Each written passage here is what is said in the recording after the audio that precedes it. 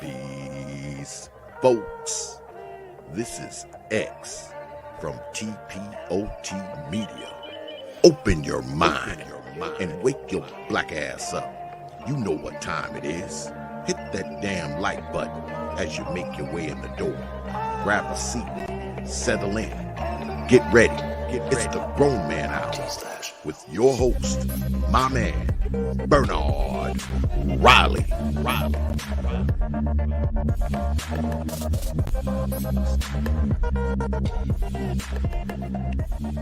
Welcome to Machismo TV, the ultimate destination for modern men seeking to upgrade their lifestyle. Subscribe to Machismo TV and Saul T-Balls. We stream daily from 12 midnight to 8 a.m. Eastern Standard Time, the best male-centric content. Highlight reels without reviewing or providing any editorial bias to the content. We have done so much, with so little for so long, we are now qualified to do anything, with nothing. What's up and what's going on, everybody? Shout out to everybody in the building. Appreciate each and every one of you. About to have a good one today. Yes, that was a commercial for Machismo TV. The link should be in the chat room. I think RM is already putting it right there. And so definitely want to click on that. Definitely want to go and click on that one. So shout out to everybody in the building. I do appreciate each and every one of you being here. I do appreciate each and every one of you being here. We are definitely about to get into it. Got a good one for you today. The link is in the chat. The link will be in the chat early. Debate is encouraged. It's always encouraged over here, but it's especially encouraged today. So definitely we about to get into this one, about to make this an instant classic. And I'm still, as y'all always know, dotting I's and crossing T's as I get this thing ready to go. And I think we are ready. All right, let's get into it. Off the top rope with the early comments. First off, shout out to everybody. I'm getting a weird call from a content creator. 1 second. Play some Jeopardy music or something. Hold on.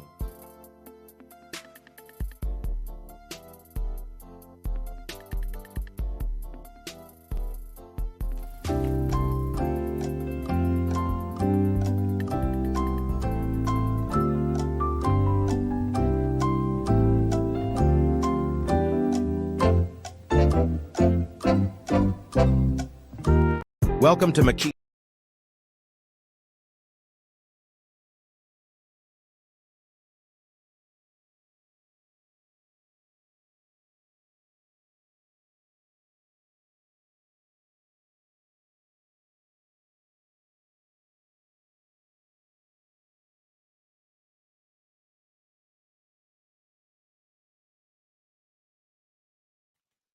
shout out to shout out to Salty Balls in the building. As I was just saying, I definitely played the epic ad. It'll be running periodically throughout the show today. But definitely thank you for coming on through, putting your I was trying to think of a big word to call it, but your support, your support, man. You come through very, very hard and heavy-handed support in this space. I'm glad there are some people who still believe in this space. I'm glad there are some people who still believe in it, and there are others who are hell-bent on tearing it down. And looking at some of the comments, I think people continue to pin the tail on the wrong donkey when it comes to those that are essentially trying to tear it down. I see somebody mentioned Obie Allen. I mean, in his own way, like, okay, for example, here we just gonna get right into it. We gonna start off right. Suck on my chocolate salty balls. Put them in your mouth. Put them in your mouth and suck them and suck them. Obie Allen started a hashtag in the Black Manosphere. He ain't even the one who's on the chopping blocks or the agenda today. You know, he's drawn his clear lines in the sand that he is a detractor of this space. But on his channel, Kevin Samuels started the conversation, which means he is adjacent to this space, an outgrowth from this space. But there's things that he doesn't like about it. It's not enough pro-blackness within the space, or at least the type of pro-blackness that he likes. But overall, more than anything with him, what he does is what I call he does the Jason Black strategy, where his biggest fight is against his Black YouTube competitors, and he put it under the guise of a pro-Black better cause, which I think he does have an actual noble cause that he's pursuing.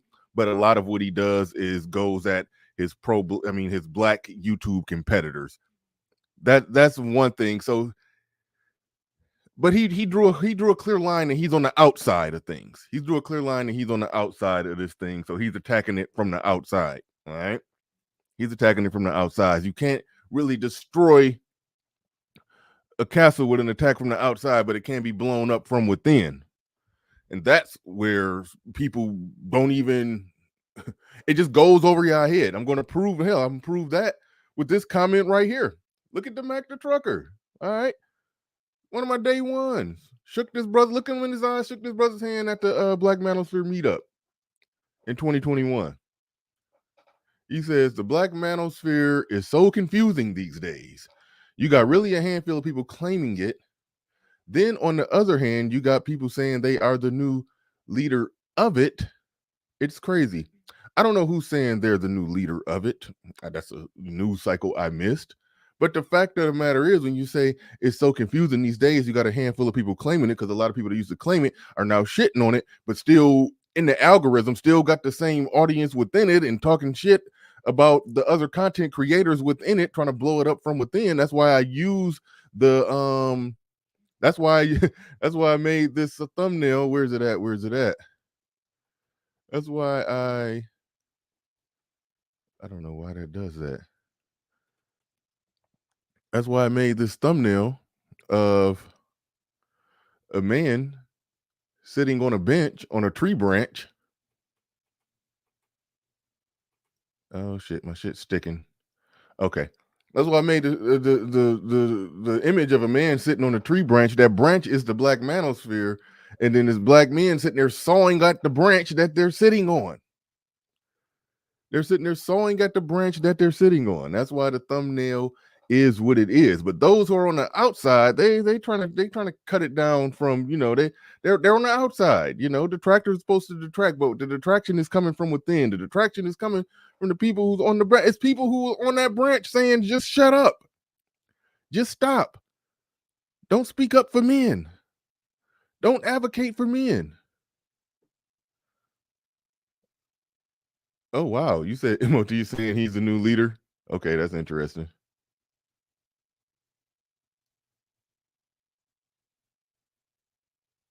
Wow. Shakanulu, that's a lie. Well, maybe I won't gotta call you a liar. I'm just gonna say that's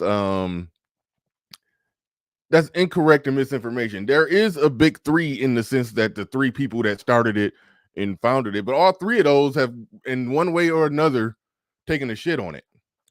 Nobody calls them their leader. All right. They are the three people that founded it. They're the three people that started it. They're the three people who had the original idea and concept and grew it from there. So if anybody is saying that they're like, not, I don't know nobody who's O'Shea quit doing Manosphere a long time ago. The Manosphere was something that he used to do. Obsidian has had moments where he went a whole year going heel turn on it. And I'm not about to get into Angry Man is doing content consistent on the message. Obsidian, I think, went back to content consistent on the message, but all of them has taken the shit on it at one point or another. That part is true. That part is true. But yeah, you're being fast and loose. You're being fast and loose and deliberately fast and loose if you're trying to say, you guys say they're leaders. You ain't never heard me say O'Shea was my leader. You ain't never heard me say Obsidian was my leader. You ain't never heard me say Angry Man was my leader. You've heard me give, certain people respect because they, in 2015, when this type of content didn't really exist or didn't exist on a mass scale, those who started out there doing their thing. That's why I give Tommy Sotomayor his respect. Anybody who kind of pioneered this type of content, they get my respect. But you've never heard me say they was my leader, and you know that. You know that. The only people only use the term leader of the Black Manosphere when they want to insult the Black Manosphere. And right when I said that, I didn't even see this comment. Pearly said she's still the leader. When Rollo Tomasi had that bad moment over the vasectomies, he all of a sudden became the leader. Everybody said leader of the red pill guru, red pill godfather. He all of a sudden got re-anointed as the godfather because he had a bad moment. People only use the idea of saying somebody is the leader of the Black Manosphere if they can only use it in a way to shit on the Black Manosphere. So that's why that's the only reason the leader talk comes from. So you can try to figure out a way to take a shot at everybody else. That's the only thing that's from. That's the only reason that exists. The only reason. The only reason whatsoever. But Captain Cisco in the building, shout out to you. He says, I think the Black community and the Black Manosphere need to focus on fighting alien supremacy rather than white supremacy. According to the government whistleblower, aliens have been pulling the string since 1938. Okay, I don't buy that part of it. I love alien discussions. Nobody would be more happy to me if it was actual hardcore evidence of actual aliens. The sci-fi dork in me would just have a field day with that. But they've been behind the scenes running the government like V. No. I don't buy that one. But thank you for the $10 super chat. What do you get for $10? Everything you want. Do appreciate that. But going back to this comment, Black Manosphere is so excusing these days. You got a handful of people really claiming it. You got a lot of people really shitting on it. And those people that shit on it that are a part of the Manosphere, the Back to Trucker, you be in their chat room, you one of the seal clappers. You be in there, you be one of the ones in there seal clapping, rooting and cheering and coming back to my chat room with the rhetoric of the people who are within it, trying to blow it up from within. So the Back to Trucker, you in your own way, you're part of that problem. So don't say, oh, the Black Manosphere is so confusing these days. Well, you the confused nigga who probably didn't care nothing about the message, because soon as somebody came with somebody within the Black people, within the Black Manosphere came with an anti-Black Manosphere message, you jumped on it and having a blast with it. So, I mean, don't say, oh, it's so confusing. No, you part of the problem. Like, we got to keep that real. Like, we're not going to deflect off of that one. Y'all are on some serious, anti-Manosphere shit. What is the Manosphere? What does the Manosphere do? Okay. I'll pull up my channel. I'll use, hold up. No, I don't want to do that. Let me use my channel as an example. I wrote in the description of my channel what I do. And I think the description that I wrote is fairly consistent with what most people most people in this space do. The Bernard Riley YouTube channel is a media platform where we give social commentary about the Black community, usually as it pertains to the social dynamics between Black men and Black women. We use trending stories, viral moments, as well as empirical data as a backdrop to give a gripping, precise, controversial, and definitely entertaining content for our subscribers. It is essentially, damn it, I thought I must have didn't hit save, but I meant to add this part. It is essentially a male-centric clapback or counterpunch to all the female-centric propaganda against men that has been, you know, I got to word that part out, but y'all get what I'm saying. It's a male-centric counterpunch or clapback to all the female-centric propaganda against men. That is essentially what we do. That is essentially what the Black Manosphere does. There are some people who apparently don't like that and got a problem with that, and they find any and every reason to attack that. I gotta attack that. I gotta go at that. I gotta have a problem with that just because, just for the fuck of it. And they're riddled with some of the worst straw man arguments ever. But let me address this one right here. Somebody says, why should people be in support of an organization, not an organization, that dogs women, that makes true statements about women? There are those men that's within the space that came out of the space that criticize men for making true statements about women and say that y'all are trying to shame women. But our audience is 95% men. So are we really trying to shame women, or are we talking to men about the shameful shit that women do so the men won't walk into the buzzsaw of the wood or the wood chipper of these women? You see the judo that they're doing that y'all still clapping for? Like that's what the fuck been going on here. That's exactly what the fuck been going on here. But you say, and it's turning into men's version of feminism. We only wish. You know, not the crazy blue hair version of feminism, but the type of feminism that at the early stages, when this country was at least presenting very patriarchal, a bunch of damn housewives and housekeepers raised their voices, rallied the troops. These women was living in a relatively comfortable state with men that work for them. They inspired and convinced these women that, no, you can get out and work. You can do this. You could do it. And they went to burning their bras in the streets. They went to fighting. They went to marching. They started doing all this stuff, going all the way back to the 40s and 50s, and it started picking up in the 60s and went crazy in the 70s. They did all of that. These chicks ultimately officially overthrew a patriarchy just by rallying the troops, lifting their voices, galvanizing the vote, and just changing the mindset, the mentality, and worldview of women. Broke them down from their actual biological nature. They tore up and shredded the nature of women, and it made them move differently, change their worldview, and now they see things differently. Now they vote differently. Now they act differently, and now they behave differently, and they do everything differently to the point to where men finally woke up and realized that, oh shit, we gotta change our shit. We out here dumb and blind being traditional men to modern women. And then, then the manosphere came into existence. That's why the manosphere is here. Let me get this comment off the screen. That's why the manosphere came into existence. A counter to what they're doing. How do men move in this modern world now? And now men been at this manosphere thing, I counted since 2015. There were a few people before that, but I started counting in 2015. It picked up and got traction in 2020, 2021. We was talking, nobody heard it. All right. Everybody was talking. Nobody heard it on a massive scale. Now, 2020, when Kevin Samuels blew up, then the shit went mainstream.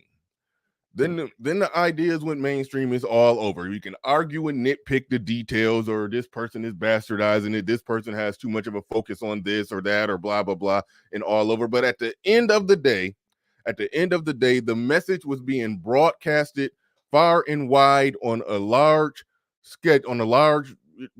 basically on something that feminism didn't have in their early rise. They didn't have the World Wide Web. They couldn't get the message out there that far and that wide. But here we are. Finally got the framework and the apparatus to get the message out, to change the worldview of men. And then what do we got? Men within the space, men who are at ground zero, men who are right in the belly of the beast of something that was changing the minds and worldview of men, stopping them from thinking and believing as they used to believe when it became to women and putting themselves actual first and all of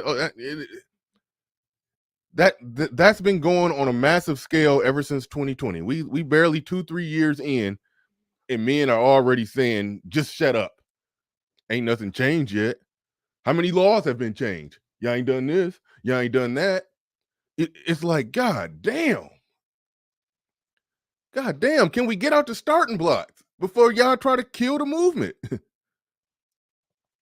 Can we get out the starting blocks before y'all try to start cutting away at the branch? It's like, this shit is crazy. This shit is beyond crazy. Shout out to Fantastic who covered this. I think that was yesterday or the day before. Shout out to Game Changers who covered it. Yeah, y'all covered it. Y'all touched on this. I had to join in. I had to speak on it too, because we've been silent, and because our fight, our fight is not against men within the space. Some people want to make it that. Some people want it to be the beef sector. Some people want to, put another man be in the black manosphere, put another black manosphere name in your title, and make it clear that you about to ride on that nigga. That's what some people want. They want it. They want that to be the space. They want that to be the sector. They want that to be the thing that we're doing. The audience want blood. They don't care whose blood. The audience want blood. They don't care whose blood. They just want it to be the beef sector. So they don't care. That's why y'all accept and embrace every straw man y'all possibly can against the space. They could just say anything. They could just say anything, and then y'all just hop on board with it. Yeah, that's right. It's like, come on. The charge that's out there, the black manosphere is not helping men. I can honestly say this. I think I can say this with confidence at this point. When it comes to black manosphere content creators, I don't think anybody has met more of their subscribers than me. I'm trying to think. I think I probably met more of my subscribers than anybody. I was at the first Black Manosphere meetup. I was at the Mumia Obsidian Ali experience in Philly. It was quite a few, it was the first one in Atlanta. It was like 100 people there. The one in Philly didn't have 100 people there, but it was enough people there. And then I do the regular. Well, we haven't done it in the last couple months. We'll probably start it back. Christian Hutchison is the one who kind of organizes it, and he's been busy. So we probably will jump that back off. But we, monthly in Detroit, the guys, we get together at the bar, hang out, chop it up, talk shit. And, it's nothing too important, nothing too serious, nothing too important, nothing too serious. But, the fellas get together and have a drink, break bread, do a little networking and all of that. I probably met more of my subscribers than anybody in the black manosphere. This idea, this notion that it's not helping the lives of black men is bullshit. It's not helping black men get their shit together. That's bullshit. It is ridiculous to think that the content is going to be dry content about get your CDL, get your CDL, get your CDL. No, we're going to have conversation. We're going to damn near do like what happens when people get together and network. They talk shit, they have drink, they have a good time. Even when it comes to sales, you got a high-end sales job. They go on the golf course, they chop it up, they talk, they have fun. Golf is the backdrop of what they're doing. They probably only spend 10-15 minutes talking business. They get the deal done, and it's over with. People behind the scenes in this space have done all kinds of business with each other, have given each other all kind of information, has traded all kinds of information, I've learned so much. Hell, I'm having Sub-Zero on. I'm pretty sure tomorrow night I have Sub-Zero on. I've learned so much about IT. We've helped so many different brothers get in IT, getting into trucking, do the whole thing, the whole works. I'm not even about to talk about my personal shit, but there's things in my personal life, shit that I'm doing that I got. I'll probably talk about it later. I'll talk about it after it's done. Shit that I'm doing that's come from the network of this space, the wealth of information from the black men in this space. Yes, talking about women is definitely the backdrop. It's the backdrop, and it's the main thing that we do. It's the main thing that we do. We talk about women. And the funny thing is, these men that I meet regularly, they say that they didn't have a problem getting access to women. They said they didn't have a problem in terms of their having a job, having a career, making money, getting their life together. They kind of had that figured out, or they were figuring it out, or they were in the process in that. They say what the Manosphere actually helped them with is their worldview.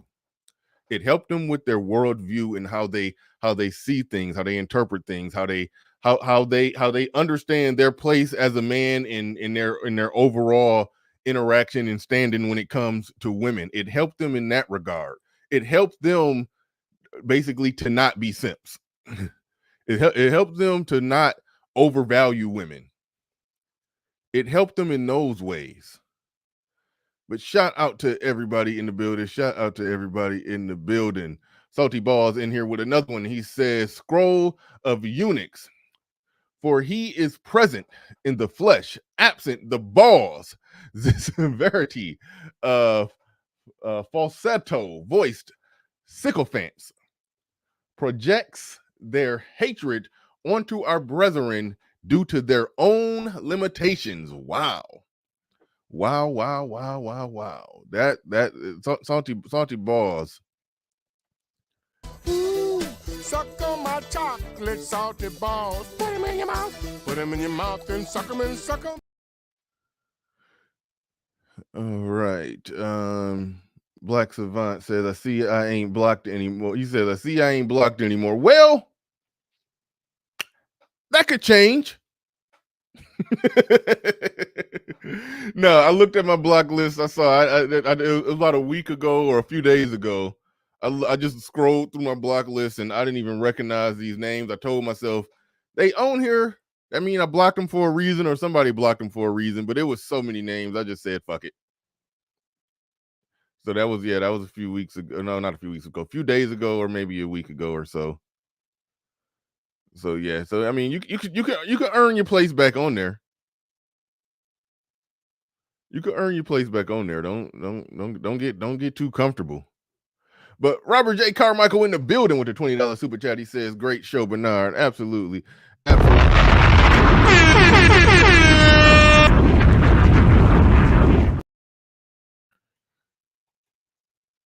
Oh damn, who was that? Was that JC the Conqueror?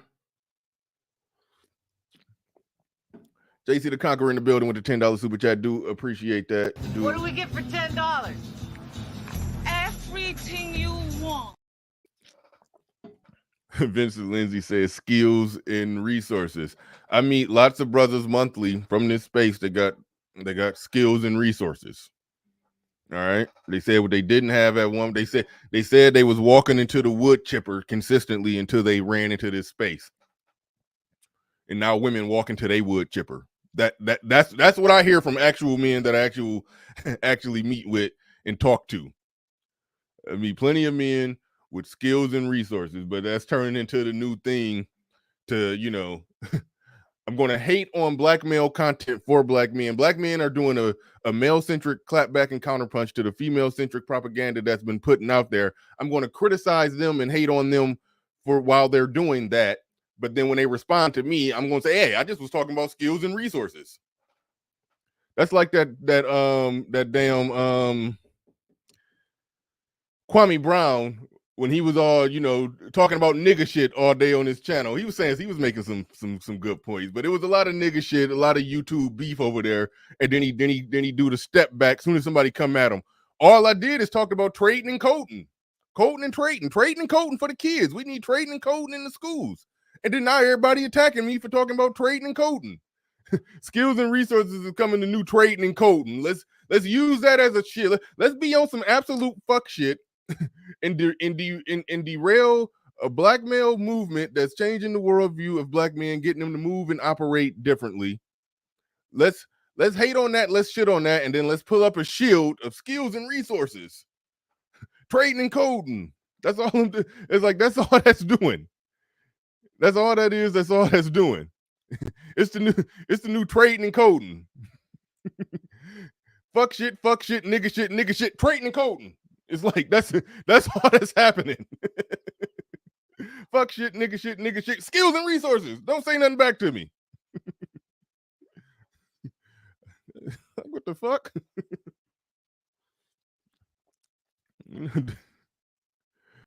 All right. Yes. Put the link in the chat. Anybody want to come up, preferably people who disagree.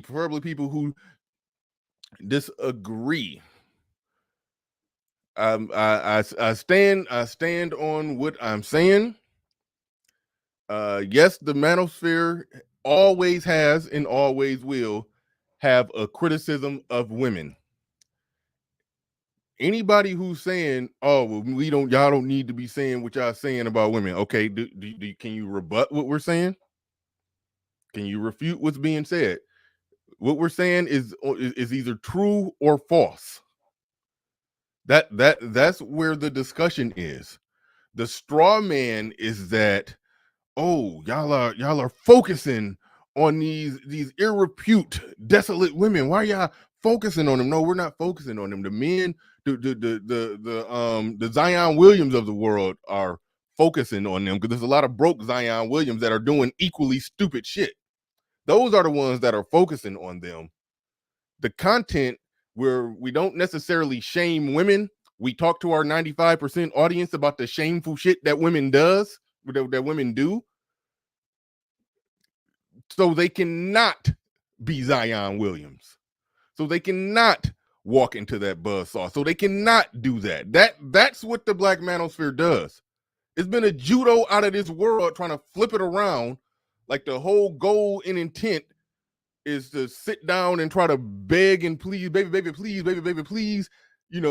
act right and change so we can be together. It's like, no, how are the men who call out the bullshit that they do before the audience of men, so men can know and move and operate differently and understand what they're up against when it comes to dealing with these modern chicks? How does that guy all of a sudden become how does that guy become the simp?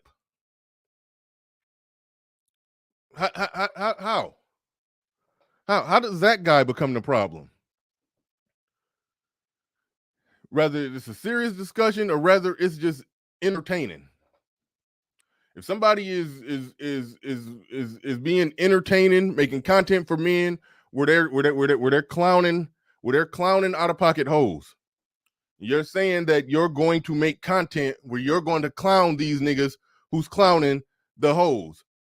Doesn't that mean you're running interference for the hoes?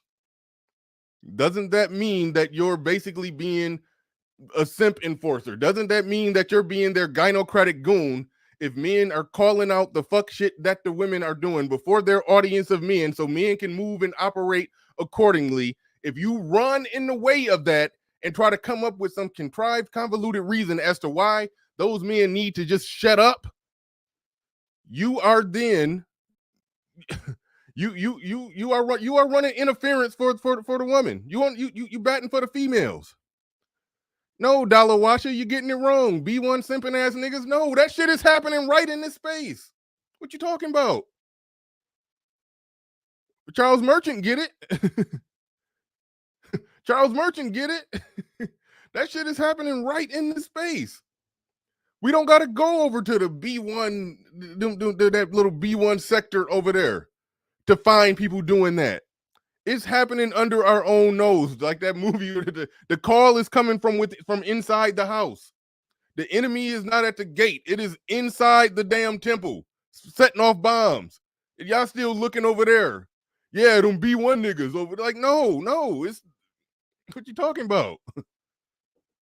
The sisterhood in a lot of the simps have essentially left the black manosphere alone. They sat back and they looked and realized that, oh, these niggas is dumb enough to tear their own shit down. They dumb enough to kill their own movement. You know, Blue Pill for Hafiz had a hell of a run where he was going in on the manosphere. He even came up with his own, what did he call it? CRB blank. Hold on. What did he call it? Blame, rage, and complain. He called it blame, rage, and complain. Y'all blaming women for everything, and then y'all rage out. Y'all rage out on y'all rage out on the women, and then y'all sit there and y'all complain. He already came up with his own shit. Called it BRC, blame, rage, and complain. It's like it's like, yes, they're doing that, throwing bombs from the outside. They're doing that, throwing bombs from the outside, but what I'm saying is the shit is coming from within. The shit is coming from within.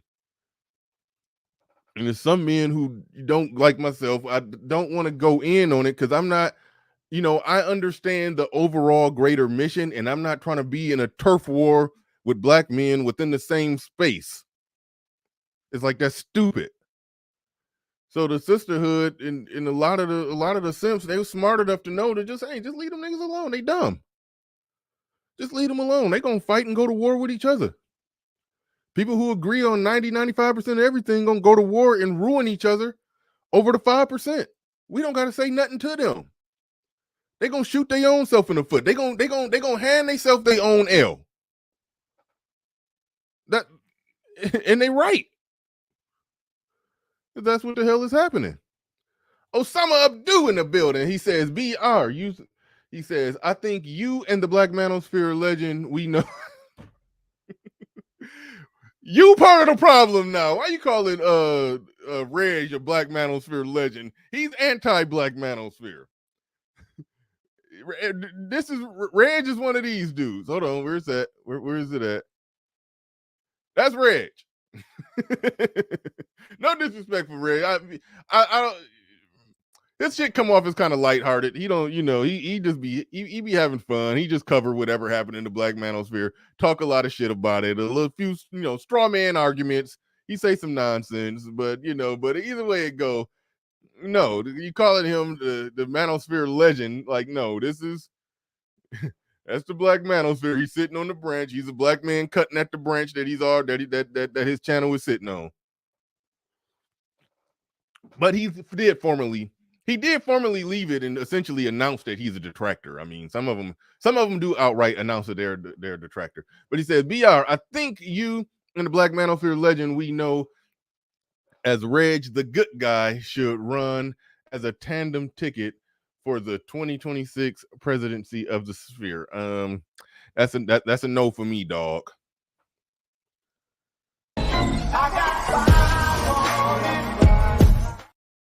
That's going to be a no for me, dog.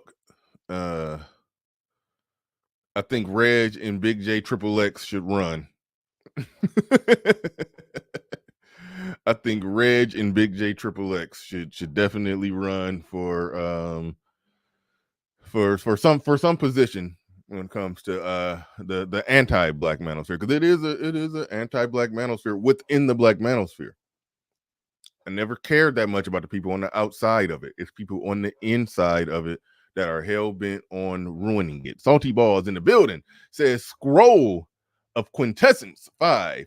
Thine space contains the 5 elements for perfection, be it the elements that black men use to alchemically create hip-hop, or the trivium and quadrium used in this modern space for free thinking. I love that word, free thinking, but unfortunately rife with weirdos. Thank you for the super chat. Do appreciate that. Suck on my chocolate salty balls. Put them in your mouth. Put them in your mouth and suck them and suck them. SBE equals You ain't gonna change my baby mama, so stop talking about her. Yeah, the people who, and I like to be clear when I say it, because some people will say SBE, and you don't know if they're talking about the niggas who accuse people of SBE, or if they're talking about the people who are being accused of SBE. So I'll say it could be more accurately said, the accusation of SBE equals you ain't gonna change my baby mama, so stop talking about her. That would tighten up that sentence. That would tighten up that sentence a little bit. Let's get to the rest of the super chats. I see. Hold up. Oh, go ahead. Oh, I got it. Sir Tice in the building says we've got to get you on PBD's valuetainment. Oh, come on, man. I probably not PBD. The Saucecast. He's had some people that have been on the Saucecast that are not all that big when he got like a panel of like 5 or 6 people on there. Maybe if I get a little bit bigger, I probably could sneak into something like that. But on with actual Patrick Bet Davis, no, I ain't that big. I ain't nowhere near that big. But the Saucecast, yeah, that maybe, I think I'm almost slightly, kind of, sort of, possibly big enough, because I mean it's been some guys on those panels that haven't been that big, but normally people on there they normally got big followings. I think the smallest person I've seen on there, Chantel Simone, she's a woman, that's different. I think Lucario has been on there. I think he got like 50,000 subs. Trying to think who else. But a lot of the people like Coach Greg Adams, like a lot of people that's on there are like sort of, especially the men, are sort of like damn near roundabout Coach Greg Adams status. They're sort of in that realm. So, so I don't think I ain't there yet. I ain't there yet. But I do appreciate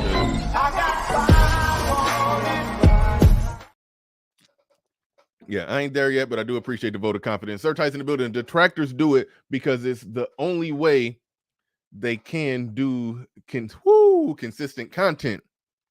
Most detractors' content have low views when they're not discussing manosphere things. That is very true.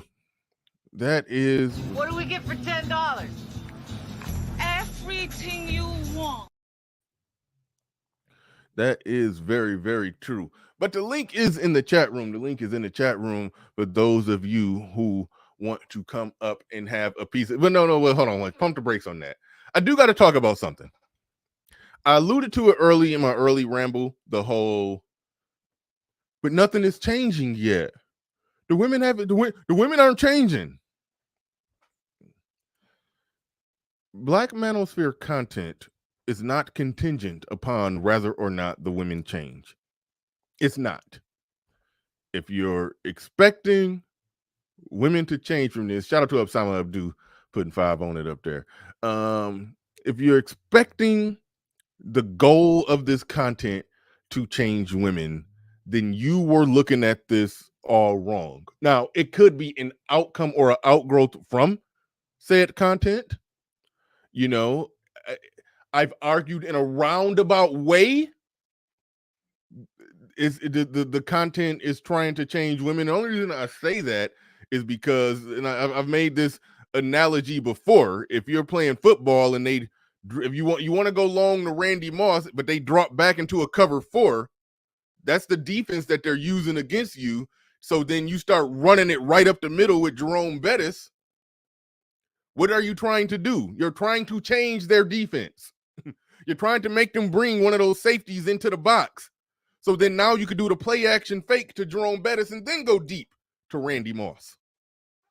So you are essentially trying to change something. If the changes that women made coming with the second wave of feminism has caused black men to have to regroup and adjust or adapt, that means we have to change to what they did. And if we all change, adjust, and adapt and move a certain type of way and stop feeding the beast, so to speak, that beast will then have to change around us.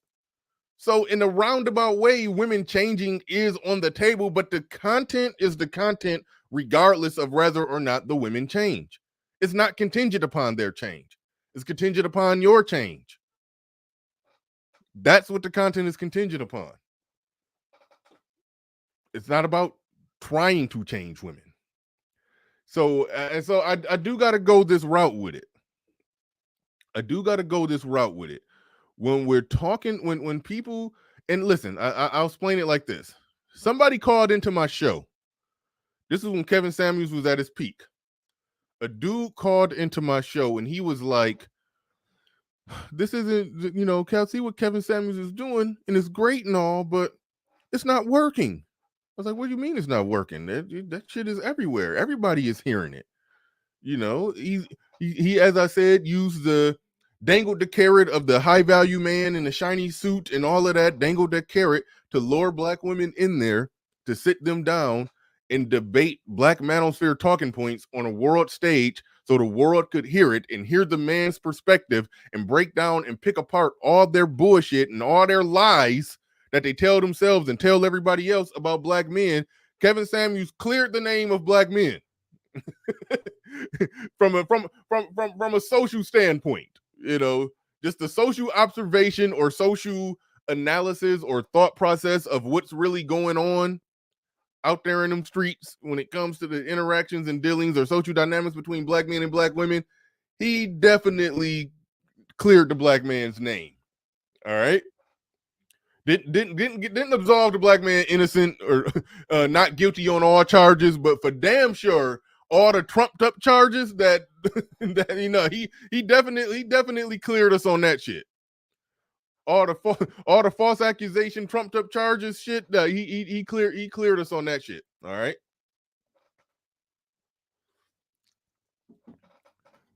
So Kevin Samuels doing that, and that was a great thing. That was a wonderful thing. So I'm just looking at it like, man, he's getting the word out. This Black Manosphere message, it was elements of it. We can nitpick. I wasn't with the whole, you should know if you want to marry a woman after 6 months. I can't get jiggy with that. It take time. Fuck that. But at the end of the day, he put many aspects of the Black Manosphere, presented it in a way, packaged it in a way to where it went full on gangster, full on mainstream, and now the world is talking about it. The world's still talking about it. Content on social media is changed forever because of Kevin Samuels. That's just flat out. But when this dude called into my show and was like, what Kevin Samuels is doing is not working. He's not changing the women fast enough. I'm like, what do you, I'm like, what do you mean? This shit is working. What do you mean? Look at it. The fuck you mean it's not working? He said it's not working. And then he went on and showed his cards. He's like, the women aren't changing. These incels still don't have girlfriends. And now he tried to cop a plea on whether or not he was an incel, but he was. He was. I'm not going to say his name. And so I was like, wow. The incels are in this shit looking at Black Manosphere content creators, expecting them to change the women. Yeah, Game Changer. Changing the women fast enough to get pussy. Yes. That's what I figured out that this dude was talking about. He was like, these women are not changing. They're not changing. Like, I was like, what are you talking about? But I understood from his perspective, that's what was supposed to happen. That was the pot of gold at the end of that. No, that wasn't Nerdine. Shut up, LB Crypto.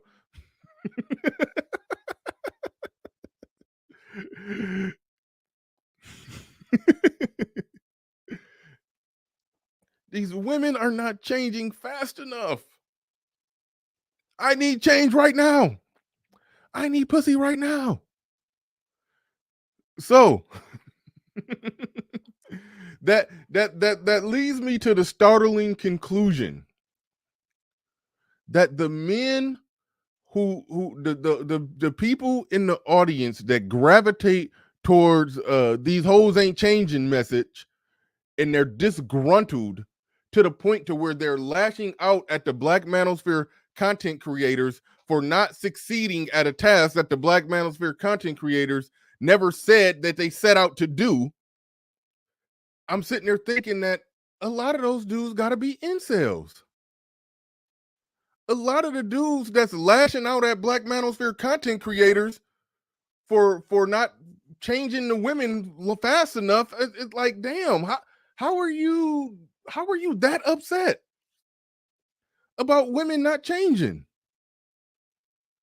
I'm sitting there thinking, like, hold on, like they be legit lashing out, like this isn't working. This isn't working. They're never going to change. They're never going to change. I'm like, only an incel would interpret it that way. Please fix these women so I can get some pussy. These women aren't changing fast enough. Y'all are wasting that time. Man, fuck y'all. Y'all did all this content. I supported this content. I was promised pussy at the end of this. And nothing is changing. Fuck the Manosphere. SBE.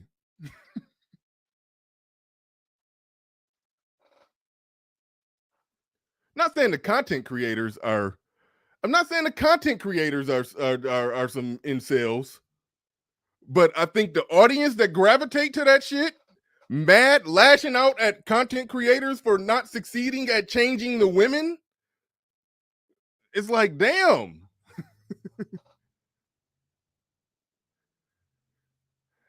Come on up, GC. Come on up.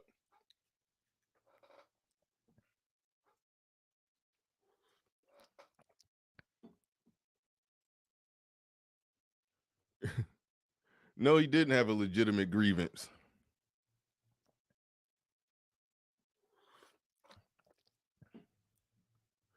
The link is in the chat, hopefully for people that disagree. But GC, you can come up. You can come up. You did content on this. You did content on this yesterday, so you could definitely come up. But this space get accused of being chock full of incels. The people that's doing the content for women. Yeah, Sir Tice, you get it.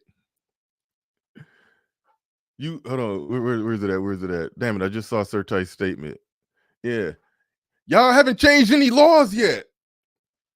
Where are some laws changed? It's like, no, we have an audience of 95% men, and it's not a lot of us, a growing audience of men who are still, it's men who are still out there simping, still out there walking into the buzzsaw. Men still out there, whether they got millions or they work at Popeyes, they still getting some variation of their Zion Williams zone, still doing bullshit. We provide content talking to men about the shameful shit that women do, so the men will move and operate accordingly and not walk into the buzzsaw. So it's a straw man. It's a straw man to say y'all ain't changing these women. But I think it's a personal outcry from the people who are either they're simps who are glad that somebody is running interference for the bitches, or they're seriously upset because nobody changed because these men didn't change these women quick enough. One or the other. Because I don't see a rational, logical basis. I don't see a rational, logical basis on lashing out at a content creator a black male content creator who comes online and makes true statements about black women that you agree with, but you're mad at him. What the hell for? Because it's not working. You're not changing the women. It sounds like somebody crying because they ain't got no pussy yet. I mean, and I hate to even go there. You just mad because you can't get no pussy. But I'm just trying to figure out, why would somebody lash out at content creators who are making true statements? You, the Mac the Trucker, named them. You. No, just playing. No, I don't think it's you. But all right. Game changer in the building. What's going on, GC? What is going on? Hey, what's going on, Bernard? I came up to talk about the incel aspect that you just brought up. Which, in full disclosure, GC is the one who did plant the seed in my head about like these dudes are acting incelish. Yeah. And then I related it back to, oh shit, I did have that guy who called into my show and was on some incel shit and was making this was long before any of that whole long before the anti-black manosphere movement that started within the black manosphere. Long before any of that shit ever happened, a guy called into my show saying the same shit, and he was an incel, and I was like, what the fuck, But anyway, go ahead, GC. No, yeah, we have talked in the background, and yeah, a lot of it is incel behavior, and I really, and the reason why I didn't bring it up publicly is because I understand the cause, but the symptoms is quite annoying because what's going on is there's a lot of hyper competitive jealousy thing going on, and that's something that's common amongst guys who have difficulties getting what they want from women. And when I say that, I'm talking about because we all want different things from them. There are guys who are here because, they are adept at sleeping with women who are less pretty than they are handsome. And they have a multitude of that. Are guys who are used to pump and dumping women, but find that modern women are not marriage material. So there are various different groups of guys. And then there's two groups of guys that really deserves a lot of focus in this particular situation, and that is, and I'm talking about two different types of incels that requires a lot of focus. So there's two basic types. One, okay, so there is a rise in the number of incels that exist in the U.S. with the rise of modern women. We went over the stats and stuff. You know them better than I do, but it's not the same as it was in the past. Let's put it like that. Which means that there are a group of men who have become incels, or a group of men who would not have been incels if it weren't for modern women. So that's one group of men. And then there's explain that. What you mean by that? Okay, so let's just say, and I don't know the numbers. I know you did it on your show before. I don't know the numbers, but let's just say modern, the modern incel percent is 30%, right? And let's just say 20 years ago, it was 10%. Then that means that 20% would not have been an incel 10 years ago. That's what I mean, or 20 years ago. Yeah, I agree when it was, less of a hookup culture, more of a one-to-one type of thing. There was a percentage of guys that, yeah, they get a job at a factory. They're gonna get set up with somebody's daughter, and then they, get married and have a bunch of kids, and that was life back in the day. In this modern hookup culture, that particular guy is in that 30% that that no sex at a certain age or a certain time. I forget the own stats that I look up, but yeah, it is a statistical incel percentage. Yeah that increased, which means that these, if they were in a different time and women weren't modern women, they were past women, then they wouldn't be. And then there's the guys who are part of the 10% who, even if times were different, they would still get it. Even if modern women weren't modern, they would still be incels. And, we have a lot of those too. So unfortunately, the changes that they talk about, the change in modern women and stuff like that, unfortunately wouldn't help them. And they know it. And you're saying that even if the women did change, they still would be at the bottom of the totem pole? Well, what I'm saying is that when women weren't modern women, there were still incels, which means that there is a certain type of look, personality type, et cetera, et cetera, et cetera, that simply wasn't chosen even then. So, and these are the ones who are, they don't want others to have hope because there is no hope for them. Like they understand, the ones that come to that understanding, you know, they've come to that realization, and you know, they like, why are you trying to, you know, do anything with modern women? And that's because even if modern women were to go back to traditional women, and that's not what we're trying to do here, but let's just say that's the case, they know that they will be part of a larger minority at that point. Yeah, well, rather or not Or they will women be more of a minority. rather or not women go back to being traditional women, I think the main message and the through line is for men, only deal with a woman if she's cooperative and submissive and on your program. It's about men drawing a line in the sand about what they're going to deal with, how they're going to deal with it, under what terms and conditions they're going to deal with it in their personal life. As far as the universal hive collective of women changing, that's a generational fight that will probably we and if that's the fight, then we planting seeds for our grandchildren for that. Like, I mean, god damn, we planting trees for our grandchildren for that one. But overall, right now it's yeah, understand what you want, what you expect, and what you tolerate, what you would accept, and don't accept no less than that. Only deal with a woman if she's submissive on your program and doing what the hell you need her to do in whatever context you need her to do it. Now, real quick, now this is an in-house conversation about me, and I do shows at night with women, so I don't know what the hell you could possibly add to this conversation, Fantasy Island Girl, but I will give you 30 seconds. I apologize. I'm not trying to intrude. I thought everyone was welcome. I'll just come back when the ladies are welcome. Okay, all right, yeah, you are intruding. You are too. Hold on, wait, real quick. What you got to say on this? I just wanted to say the incels are worse off now than they ever were before because they're heavier and they're more disgruntled. So the dynamics that we're dealing with now, we didn't have to deal with back in the day, the ladies, because the men that worked at the factory were fit and handsome.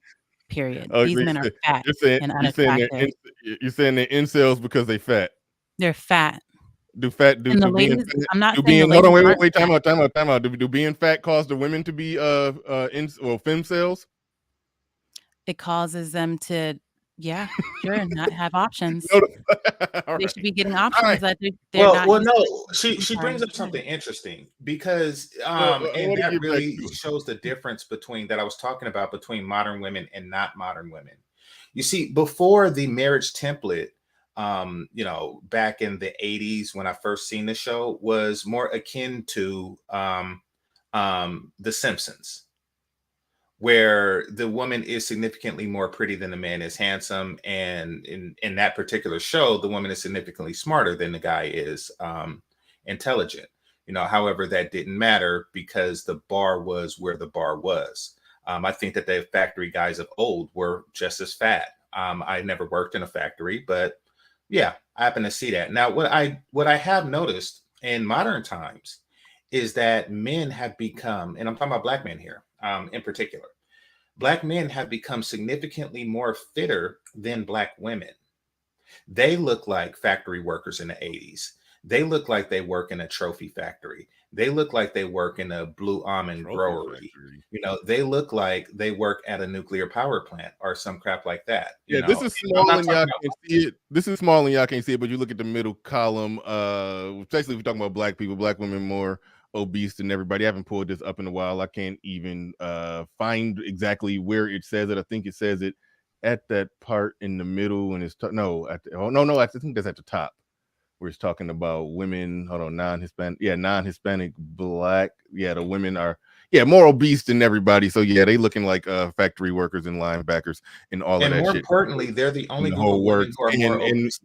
And it's only and worse now than it was black in men. Well, 2018. and more importantly, they're more obese than All their right, men. real And they're the quick, only group of women who are more obese than their men. before I let Fantasy Island Girl go, before we can get back to it, Fantastic hopped up. I think he had something he wanted to say real quick. Yeah, hey, what's up, D Wade? Twin sister, what's going on with you, man? You doing good? It's been a minute. Why you call her D Wade twin sister? 'Cause that's what you look like, D Wade. She Her, look like her D-Wade. jawline and everything. She I She know up that here is. talking about the BBWs. She up here talking about the BBWs, but baby, your face too strong. You know what I'm saying? You can cut lemons on that jawline you got. You know what I'm saying? You saying she look You like trying to Zaya? humble my face is irrelevant. I'm cute. What are you Everyone knows I'm saying? cute. Well, yes, it is. You again. It's irrelevant. You think you're attractive, but that's I to know I you though. am. No, you're not. You're Society not. tells You're me I am. no. Who? What society? What society? Everywhere I White men? go. You deal with white men, Everywhere I right? go. Black You men, like white white? No, men, that's a damn white lie. women, white Let's women, not do this. Let's not everyone. do this, ma'am. They You are lying to you. wasting your time. You I'm are not wasting far my more time. I'm unattractive than bringing I you. I'm am. humbling you and You're bringing you far back more down to unattractive reality than I yet am. again. You're not You bringing are me down to not anything. attractive. You're You're not, ma'am. wasting You're your just time. muscular. You're Nobody wasting wants your time. a muscly bitch. You're Nobody wants the wasting your muscly time. bitch. I'm not All right. wasting my time. You are. I'm not. You I'm sound not. overly I'm here. emotional. I'm here to give you the reckoning you need. You're here to tell me that I'm Now what unattractive. you're doing is you're on What is wrong YouTube with you? still trying to make it, What claiming is you don't wrong want with to speak you? to men in a man's space, speaking to men, talking shit about men. When again, man, why are you here? What are you doing? Claiming I don't If want you to were speak to so men. I attractive, never claimed that. you know what I can All tell you? right. If you were so attractive, you wouldn't have to be on fucking YouTube trying to get on. There would be some man plenty of men lined up to take care of you. So again, whoever's lying to Are you, you telling you unaware that that I you're have oh a so man? attractive, All right. ma'am, She they're got a lying. she got a man and a OnlyFans or had an OnlyFans and all of that is for real. But all right, And all I we see gonna is move on. muscles. Nobody wants. I don't want no We gon' muscly we bitch. gon' we gonna move on. But it's funny you said she don't look like Dwayne Wade. She do kind of look like Zaya Wade when he put the filter on. I do see that a little bit, but no, but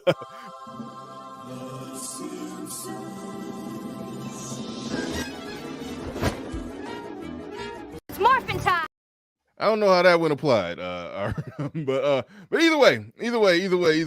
All right, Fantasy Island Girl, we are moving on to the conversation. I do want to have a focused conversation. When I go back to the night shows with the women, that's when you're supposed to show up. I'm gonna get Fantastic too on those ones, so you can come up and so you can roast you for an hour if you're up for it. But but all right, but we about to get back focused. We about to get back focused on it. I do want to go to Fantastic because you started this. I did shout you out. You you did the stream on them telling black men to just shut up, and then Game Changer basically essentially did a follow-up stream, and then I had to hop on it too because like enough is enough with that with all that nonsense where they're telling men to shut up. So go ahead, speak your piece on that, man. And thank you for getting this started. Go ahead. Hey man, shout out to Bernard, man. Shout out to GC, bro. Y'all know how I get down, bro. Listen, bro. We grown men, bro, and not even just like, bro. We grown. And all three of us came around. I mean, around the same time, and to see this go the way it's going, man, I'm just confused, just like you guys are. I'm like, bro, look, everybody has their thing to add to it, right? Everybody has their piece or whatever they give. Everybody's different. But to see black men constantly, well, what are you doing? And you're not doing this, you're not doing that. And why are you talking about this and why are you talking about that? Bruh, that's why you have different people. All right. And furthermore, again, bro, I don't need to know anything about skills and resources, nigga. I retired this year. Most of the men that follow all of us are the same way, bro. We aren't 20-some-year-old kids, man, that are, just starting out and trying to find our way. Bro, it's grown men out here that are established. You know what I'm saying? Whether they be single, whether they have kids, whether they have a family, whether they be married, old lady, whatever. Bro, brothers got properties, brothers got cars. Majority of this y'all are like, you know what I'm saying? It's a whole bunch of Pookies and Ray Rays out here that just need to find their way. That's not the deal. No, more Fantastic. important than that. What are you retiring from? Huh? What are you retiring from? Military. And what did you do in the military? I'm an aviation electrician. That's pretty much engineering. Break it down to it's So you're retiring from your skill that got you resources? Yeah, exactly. Yeah, okay. Just point out that you are a man with skills and resources. Well, more importantly, this space got accused of being, a bunch of educated lames or late bloomers or whatever who basically, got successful later in life or just got a career and a job and they think they important. So it's like the stereotype is y'all a bunch of educated lames who can't get no pussy. Okay, how are you an educated lame but lacking skills and resources? Like that's the one thing that you got if you're an educated lame. The argument initially was y'all lacking swag, charm, wit, charisma, or nigga, your breath stink or something. So I mean, it's a spin move out of nowhere to do the skills and resources to say that the problem is skills and resources. Not to mention that plenty of brothers in this space meet and talk behind the scenes. We know who the people are who teach IT classes or who are in trucking, who do this. Fantastic to be direct somebody on military stuff. Like we know, and we get together on that, and people talk and share notes and do stuff behind the scenes, and they've done all kind of business behind the scenes with brothers. Like, I mean, so the skills and resources thing, that's just like I said earlier in the show, that's just Kwame Brown when he get in a beef. He try to cop a plea. He get in a beef with somebody and he try to cop a plea. All I ever talked about was trading and coding in the schools, trading and coding, and then everybody just came at me. So that's what they doing with that. They using the skills and resources as a shield, but basically no, they're attacking the other black male content creators who speak up for men, who basically, you know, counter the bullshit and the propaganda against men before their audience of men, so the men will know and have the right mindset, the right worldview, and move accordingly, given what's going on out there. They run interference for that and hate on the content. That I don't know if they just trying to poach the audience, doing some little bullshit Ocean 11 audience heist, trying to argue trying to argue the audience out of watching this content creator so they could listen to him talk about other content creators. It's like a weird, goofy ass thing. But when they get caught on the fuck shit, it's like, no, skills and resources. I only mention skills and resources, and they attacking me. It's like, no, it's the fuck shit that's being attacked.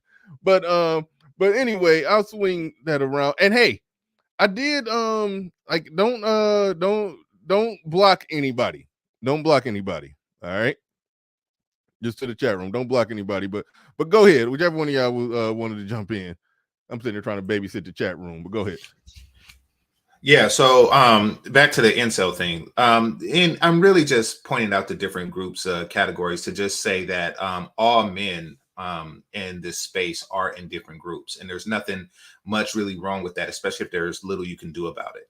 So that's not really the concern here. The concern is that the search for a blanket solution.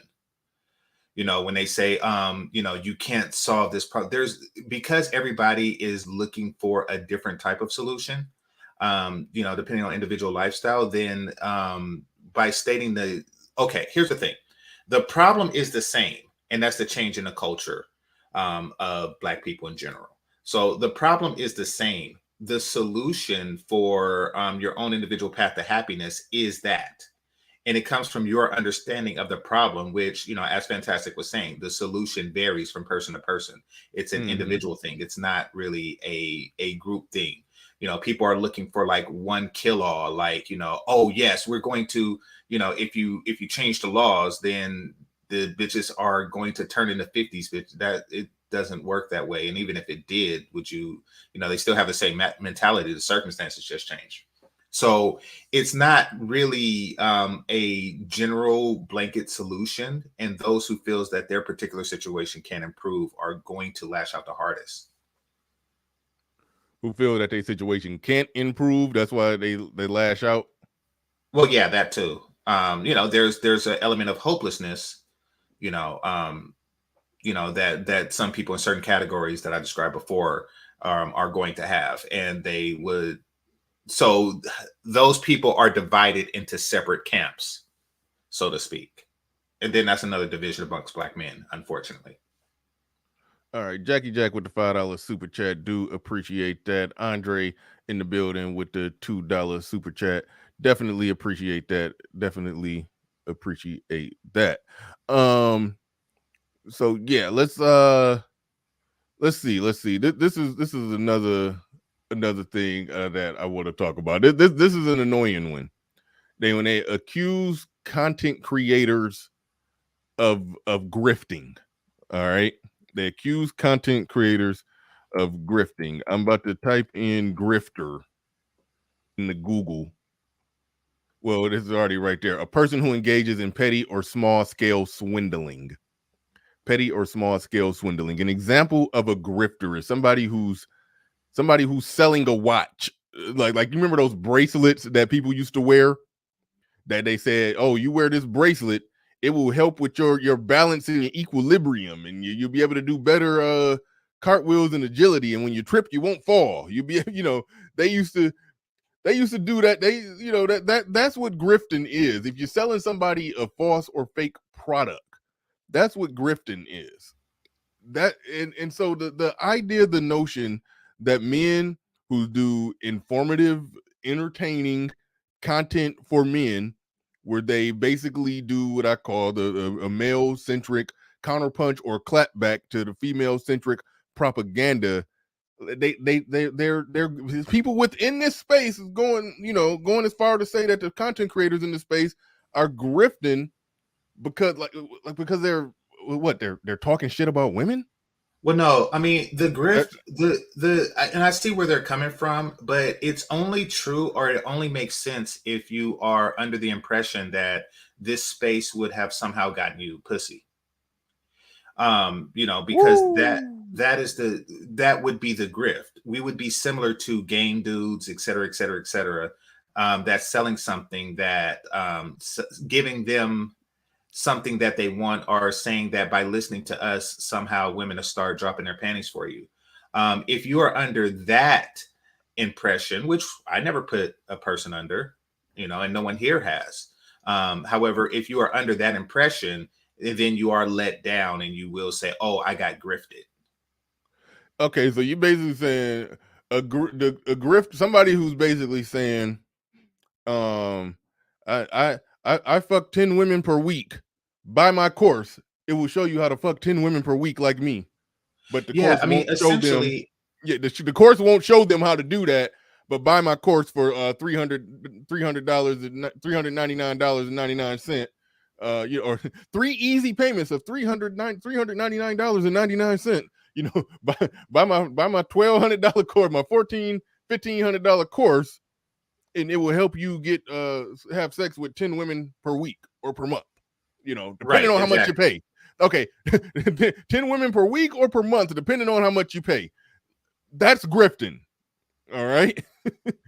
Doing content and analysis is not a grift. It's like giving social commentary is not a grift. All right. That just is what it is. So it's like so for, again, people within this space to try to put that on this space, it's like, what the fuck? That's why I did this. That's why the thumbnail is what the thumbnail is. Like that's what niggas are doing. That's what niggas are doing right there. Yeah, man.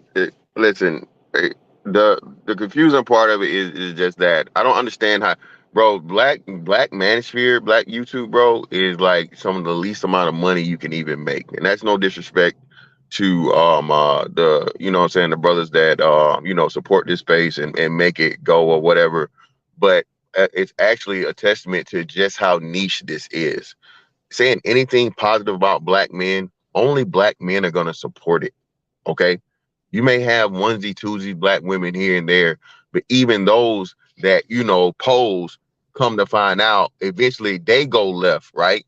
Because they get so much pressure from other black women, or a black man, one content creator takes it too far, or somebody goes too hard on them in the comments, and now they saying the same shit. All you niggas is incels. None of you niggas get no pussy. So I just want to make it clear to the supporters, man, and all the subs and all the the viewers, you guys. That's not a diss and it's not a disrespect, man. But bro, when I tell you, I don't know about you, Bernard or UGC, bro. I literally just had to dispute 3 age restrictions this morning, dog. They going through and just hitting random shit. Shit done been up for months and months and months and months. All of a sudden, age restricted. And like I said, as a content creator, man, that's almost as worse as damn taking the fucking video down, because once you do that, bro, like ain't no chance of getting it monetized, and then it's pretty much pulled off the algorithm where you have to search it to even find it, or actually go to the channel for it to be seen. So yeah, man, the grift only doesn't even apply to this space because it's not money here like that. You're not this is not the place you come to make money. Like I said, brothers not here, not selling no courses. Nobody's selling courses here. You had a couple people that do books and whatever, but you actually get a return on that. A book is something physically that you can touch. This ain't just, you know, well, hey, it's what you make of it. I'm going to tell you to do these steps and steps and steps and steps and steps, and you follow these steps and it don't work. Well, keep paying me, and eventually, you know what I'm saying, it will work, or you just not doing it right. That's a grift. I'm gonna keep it at 1,000 with you. If you ever want to make a lot of money, join the dating industry and give women fluff. You see, they Derrick Jackson. We all know Derrick Jackson making bank. Yeah, that's what the grift looks like. That kind of shit right there. Those are the grifters. All right. Anybody on the April Mason end of things, Derrick Jackson, you know, that's if you want to find the grifters, that's where they at. The men who are giving social commentary and analysis, you can't pin the whole grift thing there. But Yeah, funny, go ahead. well, no, that's what I'm saying, man. It's just so many things, and all I keep hearing, like, it's different ways of shut the fuck up, nigga. Be quiet, nigga. Stop complaining, nigga. Just deal with it, nigga. Alpha your way through it, nigga. It's your fault, nigga. You can't get no pussy, nigga. You know what I'm saying? It's just it's like this whole space is supposed to be about, man. Like I said, I'll never forget, bro. The miraculousness of this fucking space, bro, was me coming to it and hearing other black men having my experiences and me knowing that I'm not crazy. Okay. You know what I'm saying? You're a narcissist. You don't know how to communicate. You need therapy.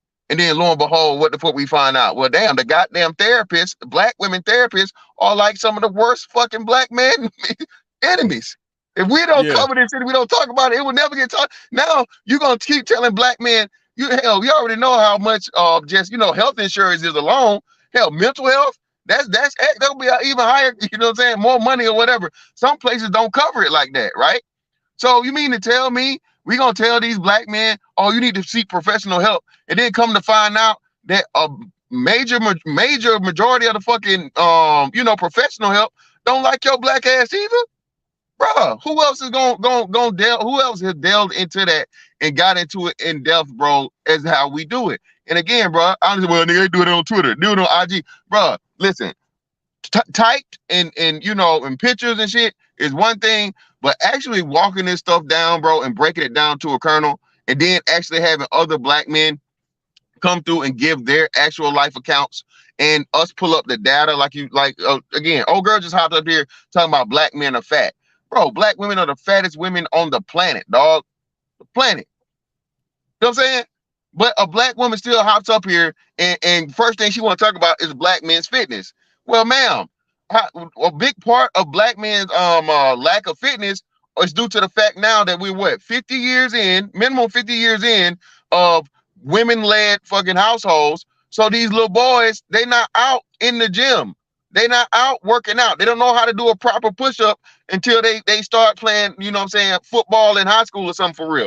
You know what I'm saying? They're not out, you know, working on the car with their dad or going fishing or doing all these things that you would do with a male. Why? Because of the woman. And the woman is either too afraid to let her go outside because of the danger, or she lets him go outside, and what he do? He get picked up by, you know what I'm saying, the O block niggas and the Crips and Bloods and whatever else in the hell, and now he motherfucking slanging and banging, and he got a record before he even 15 years old. So again, man, you know, that's the context that never gets explained and never gets talked about. Well, black men are fat. Okay, black men are fat. Why is that? Okay. I would argue that first of all, it's not even an argument to say that statistically we're not as fat as they are, but they have gotten significantly fatter since, you know, forever. Like they have been getting perpetually fatter and fatter and fatter. And black men, from what I've seen, and this is anecdotal, have gotten fitter. Like, I mean, it's not okay. So we're like 6% of the population, but like 80% of the NBA. Like, how do fat guys pull that off? Like, I mean, you know, it's well, statistically, and again, that's a bunch of numbers on there, so you got to take the time to look at it. And I don't even know if it's big enough, but black men are essentially even on par with the rest of the men in the country as far as weight, overweightness, and obesity. Black women are, you know, are head and shoulders above, you know, other women in the country. Just comparing women to women and men to men. So yeah, it's And Bernard, hold on. Like, one key thing. I'm glad you re-showed this, bro. Listen, you got to look at the what's name, bro. This is simply going by weight. Yeah, This is exactly. This is Fantastic with simply BMIs. going by weight, not yeah, actual that part too. BMI standards. Yeah, not actual BMI standards. When again, now we get to the next level, nigga. Who has the most muscle mass? Who has the most lean muscle mass? Who has the most fast twitch muscles? Who are, like you said, the best athletes on the planet? Hands Oh down, no, bar yeah, none. no, I definitely get that part. I was just, So yeah, you're that's right, you're right, so that's you're what I'm right. saying. So this chart isn't even being, because bro, I'm 6'5", right? And it I was says just, by according, I'm in the Navy, so they tell you according to them, bro, I'm supposed to be like 205 pounds. mm-hmm. That's my weight limit at 6'5". Like 205 or 208, something like that, or whatever. For me to be within BMI standards, I'm supposed to be that. Not to even mention we're talking about age, because hey, the older you get, you know what I'm saying, the more body fat you're gonna have and all the different things and so on and so forth. Listen, bro. Again, it's crazy to me when we even start having these conversations and you have to break it down. And this is immediately what black women do. Black woman has the opportunity and doesn't say, well, hey, this, and this. It comes out as her being combative or her saying something crazy, and then you in defense of it, whether it be you coming with stats and data or you shooting back at her and being like, okay, well, damn, all y'all bitches got big backs. What are you talking about? Are you talking about the men? Okay, a man's supposed to, a fat man, bro. Nothing never slowed a fat man down. I mean, and I'm not agreeing with it, man. Hey, man, be in shape, man. Health as well. But hey, the fat of your stomach, the fat of your wallet, them shits balance out. It don't work that way for no woman.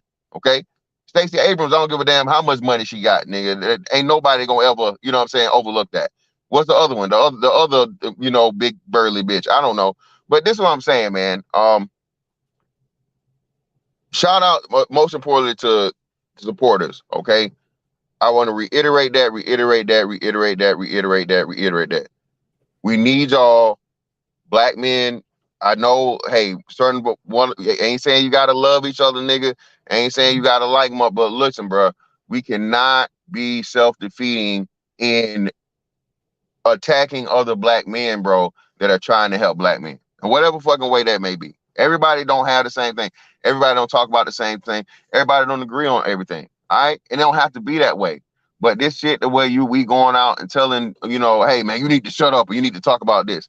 No, brother, how about you just talk about it? And if you don't like what the other man talking about, don't listen to him. Bro, that unsubscribe button is a wonderful thing, brother. It's wonderful. That's all you gotta do. All right, that's all you gotta do. Yeah, that's the crazy part to me. That it's so much content about what other people are doing content on. Y'all shouldn't be doing content on that. That's a saying. Shout out to Keep It 100, because he said this. He said, y'all just having a circular conversation. But if your whole conversation is about other people's circular conversation, then you're having a circular conversation about a circular conversation. And you're not advancing forward the thing that you allegedly are trying to push for black men. And I'll add to that and say, no, he's not trying to. No, it's not trying to advance some noble agenda. It's just they have an audience over there. I'm going to shit on them in front of their audience to try to, make their audience distrust them. So come over here and watch me talk about a bunch of fuck shit, and then use skills and resources as a shield to block when somebody called me out on the fuck shit. That's what's happening. But shout out to Gabe A. Shout out to Gabe. Not shout out to Gabe A. Fuck Gabe A. But but shout out to Gabe A. He says people do sell courses here. That's a part of the problem too. It's like the black manosphere could be anything and everything, nothing and everything, all at the same time. People here sell courses. No, the dating coaches. Well, Theo sells courses. That's and Sub-Zero, right? You talking about IT training? Yeah, hold on. So I know how Gabe get. I really don't know. What content creator sells courses? Like Sub-Zero is the only one I can think of. That's a business. Sub-Zero has a legitimate, like, renowned and like established business. So he has an IT academy.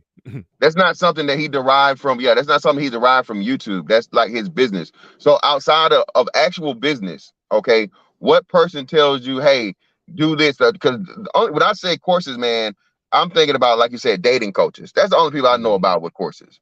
Okay. I think what's the name? What lead attorney, but lead attorney ain't Black Manosphere, but lead attorney has a YouTube course. Yeah, And I mean he does sell a YouTube course, but that's not even related to what they're considering a Manosphere exactly. grift. I understand, put it like this. I understand the red pill dating coaches, because there's some dating coaches who could still call themselves red pill. There's some dating coaches that hate on the red pill and hate on the Manosphere. Those are a lot of times the ones with the courses. They got courses. It's basically people who are also detractors of the Manosphere, who separate themselves from it and take a shit on it. He's saying people sell courses here. Yeah, but no, that's what I'm saying. People that are anti.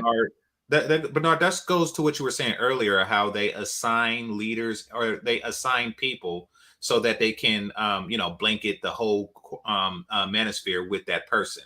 We're three members here, and we don't know who the hell Gabe is talking about.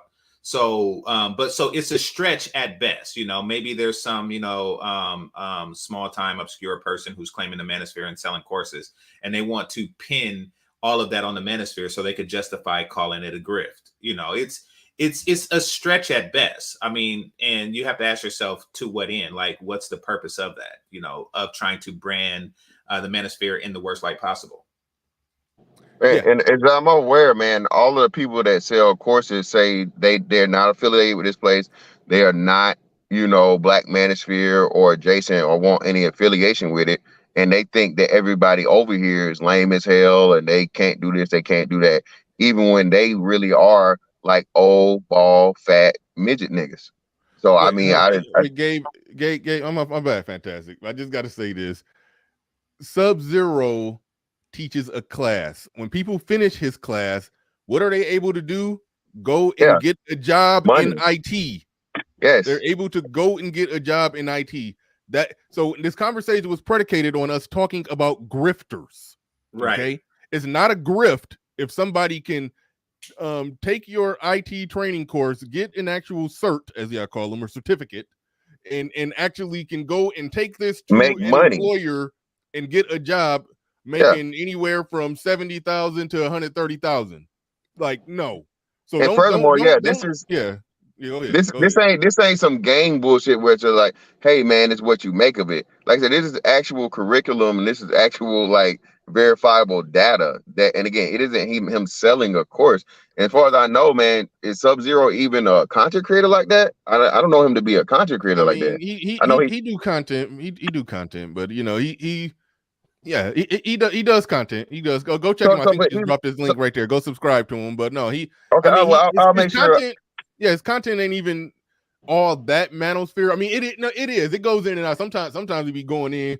He be losing his channels and getting flagged, and because he be going in on God's chosen. But then he'll talk about some social dynamics between Black men and Black women a little bit, and then might get into some conservative politics. But what he do in real life is he does IT and he teaches an IT academy. And I've heard I think Azriel was a part of his class. It's actual men in this space. Speak of the devil, Azriel, right there, right when you mentioned him. Yeah, I had to pop up. Is it a bad echo on my end? Because I'm at work. Is it a bad echo? You good? It ain't too bad. Hold on, wait. You wouldn't happen to be at work from a job that you got from Sub-Zero's class, are you? No, but I'm in the interviewing process, so I'm okay. Like I'm soon to be working. I'm gonna be eventually just putting out more and more applications. But he taught me how to do SQL development, Power BI, SSRS, all that good stuff. I mean, and it was it's very practical. I just wanted to. I know him and Gabe have beef, and they how should I put it? Gabe has been on a little bit of a hating campaign, so I just had to kind of defend the brother a little bit in terms of what Sub is doing, and he's helped a lot of people get jobs. I mean, people coming from trucking, right, or coming from, for example, doing security, doing retail, to making like $50 an hour, doing either SQL or SSRS. So just to call it a grift is kind of a downplaying thing. Even I would even say to call it a course is kind of it doesn't do it justice, because once you're in doing what Sub is doing, you're able to like network with other people and some of his past students, and they're able to mentor you as well. and I was able to like broaden my horizon with a couple of other people. And I've had people, for example, I'll mention it, and then people will hit me up like, "Hey, would you want to start a study session going?" And they were his previous classmates. So the whole resources and skills shit, that is just bullshit. Because if you want if if you wanted to see that happen, you would just make it happen. I mean, there's plenty of people that you can learn from in this space. Talking about, you got Theo, you got Sub, you got multiple people you can learn from. You got people that do real estate. You got Keep It Techie that has stuff. Like, there's plenty of people and plenty of constructive conversations that if you want, you can go over. It doesn't have to be. Gabe, I don't know what is Gabe's issue, man. I ain't gonna hold you. Like, Theo, I just don't know. Theo, hold on, Theo. I will answer your question like this. Hold on. Wait for it. This is madness. This is Sparta!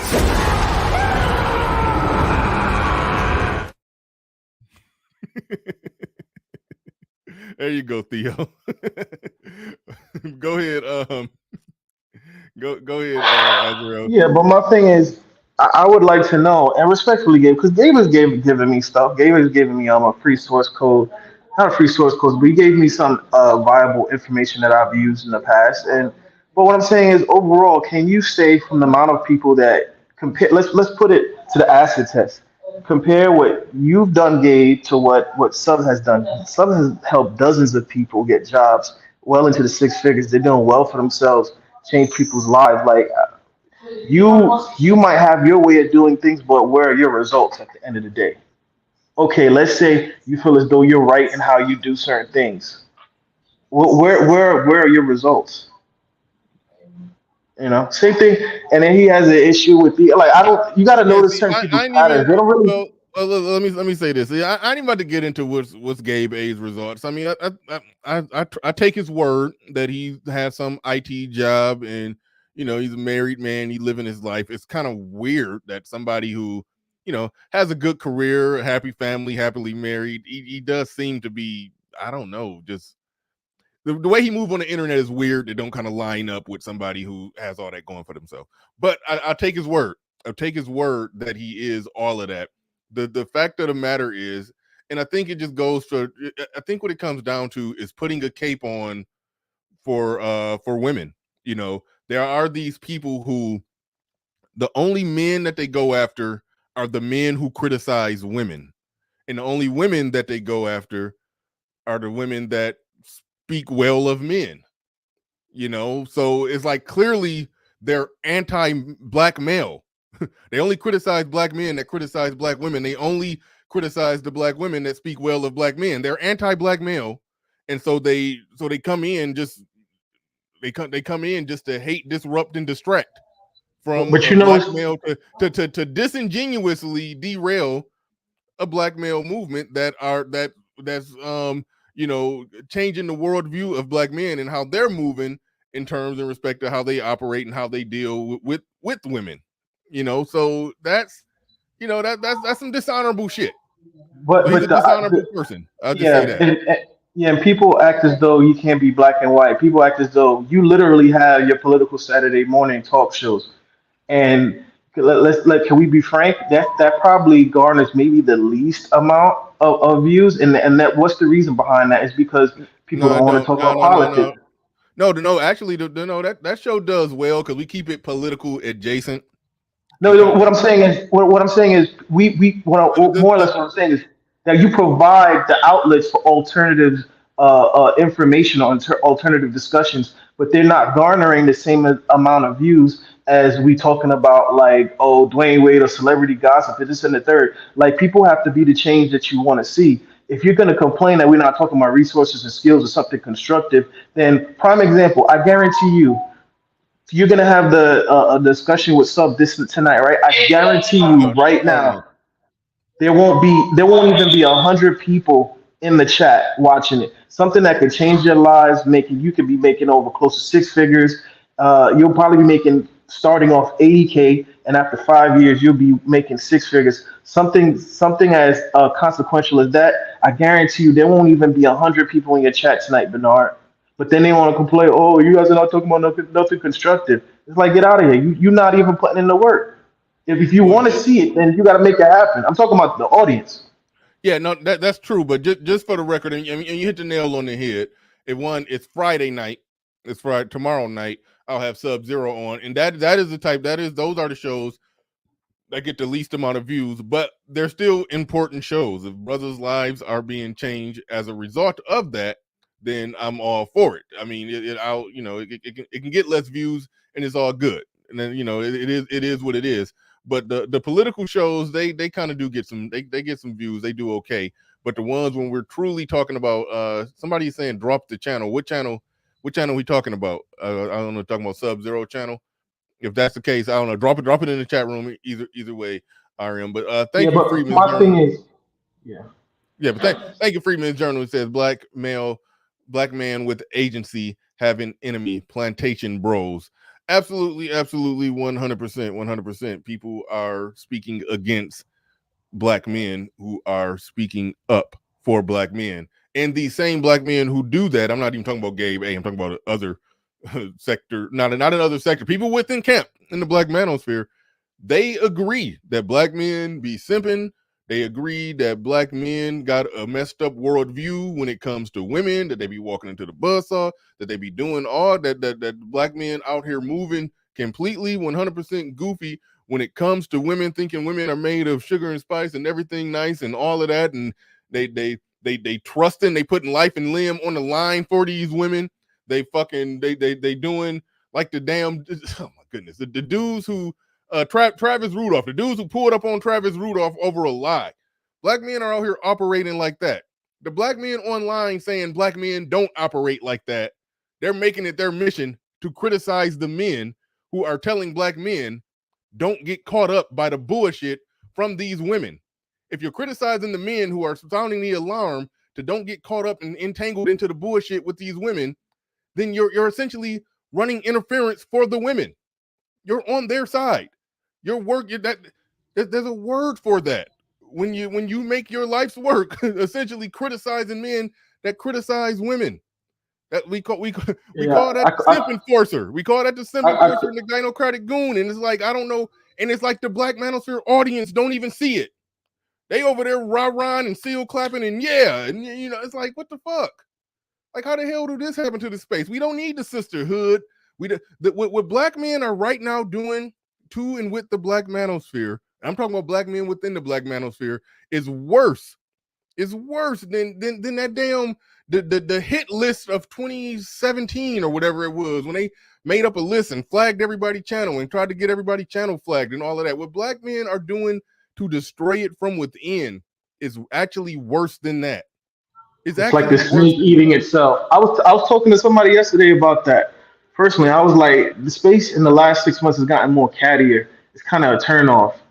Like it's become more of a gossip kind of thing. Where, sorry about the background noise, where it's like, oh, did you hear what so and so said, or somebody pulling up, oh, you heard what somebody said 5 months ago? Who they screenshotting text messages showing what so and so said to this woman and that woman. I'm like, dog, like, what happened to, like, it's one thing if we clowning, but can you imagine, like, I don't want to bring person's name up to this, but the whole thing of like with David Carroll, oh, he was sending text messages to so and so, and ooh, child, girl, let me tell you, it's like, come on, like, well, who's the sassy one in this situation? Why are we talking about what a dead man's text was a couple months ago? Can you imagine going to the barbershop and you with your homeboys and a nigga come in and be like, bro, let me show you what so and so sent a text message to this girl like 5 months ago. You be looking at him like, dog, like, nigga, what are you on? It's just weird. It's just weird shit. Wait, hold on, wait. I was checking out some stuff in the back and everything. You were talking about the David Carroll situation. Yeah, it was. That's to me. Oh, okay. Yeah, no, good. I was blown away that the Queen of Swirl Mountain released some back and forth text messages that proved that even during the timeline that she was married, she was flirting back and forth on the internet through text messages, through email, with a black man who does black manosphere content. and most of the reaction from the black men was to criticize him. He's a single black man. It ain't nothing in the rule book of black men that says that if you do content talking shit about women, it's nothing in the rule book. You got to mute up, man. It's nothing in the rule book of being a black man who does content talking shit about women that says you can't stick your dick in them every now and then. But it's something in the rule book of being a black woman married to a white man who does content about black women needing to get them a white man. It is something in that rule book that says you can't go fuck a black manosphere content creator. So David Carroll wasn't the one. Hold on, just mute up real quick. Hold on. David Carroll wasn't the one that was in the wrong. All right. David Carroll wasn't the one that's in the wrong. Even if they try to say, oh, he was talking shit about the black manosphere. He talked shit about niggas on his damn channel. So that wasn't even a big deal. Like, what did he do wrong other than flirt back and forth? I mean, you could criticize his game and say, okay, he ain't really had no game or whatever. The fact of the matter is, he was a man who was flirting with a woman who was clearly flirting back and sending him pictures back while she was married. We more apt to call out that black man than criticize her for being a cheating whore. You know, like I'm like that shit like that. Let me and in the audience not even pumping the brakes on the shit. Like, hold on, man, what the fuck you doing? Why you going at him? But to me, it's even more than that. To me, it's like, why should we care about what a dead man's text? Like, it to me, it's just overall for the person that relayed the information is my issue with Jeff is like, sorry about the background noise, but it's like it's just too messy to be like, oh, let me show you the text that was sent between so and the fact that you had those texts and the woman felt comfortable to give them to you. I mean, you one of the girls, like you might as well go get Manny and Petty with the bitch, like. It's just weird to me overall. I don't know. Right. That's just me. All right. Yeah. All right. Also, it really shows that Crystalline Carrison, she's seen division. Like, she could have played it at any time. She could have played it, when he was 6 foot over, as opposed to 6 foot under, or when he immediately went 6 foot under. But she picked the right time. She's seen that there were divisions in the manosphere and that people were out there looking for reasons to attack the manosphere. So she's like, okay, I'm going to give you a reason. Because she knew that before, if she had did something like that, everybody would have pointed out what Bernard just pointed out. But she's seen a division like, okay, this would get them attacking each other. This is some chum to just, get them, to put them in a frenzy. So yeah, the ops are looking and they see the divide and now they're looking for the conquer. Yeah, it is. You make it interesting. Please, I don't have any time for any gossip now. Eh? Yes. Look at you.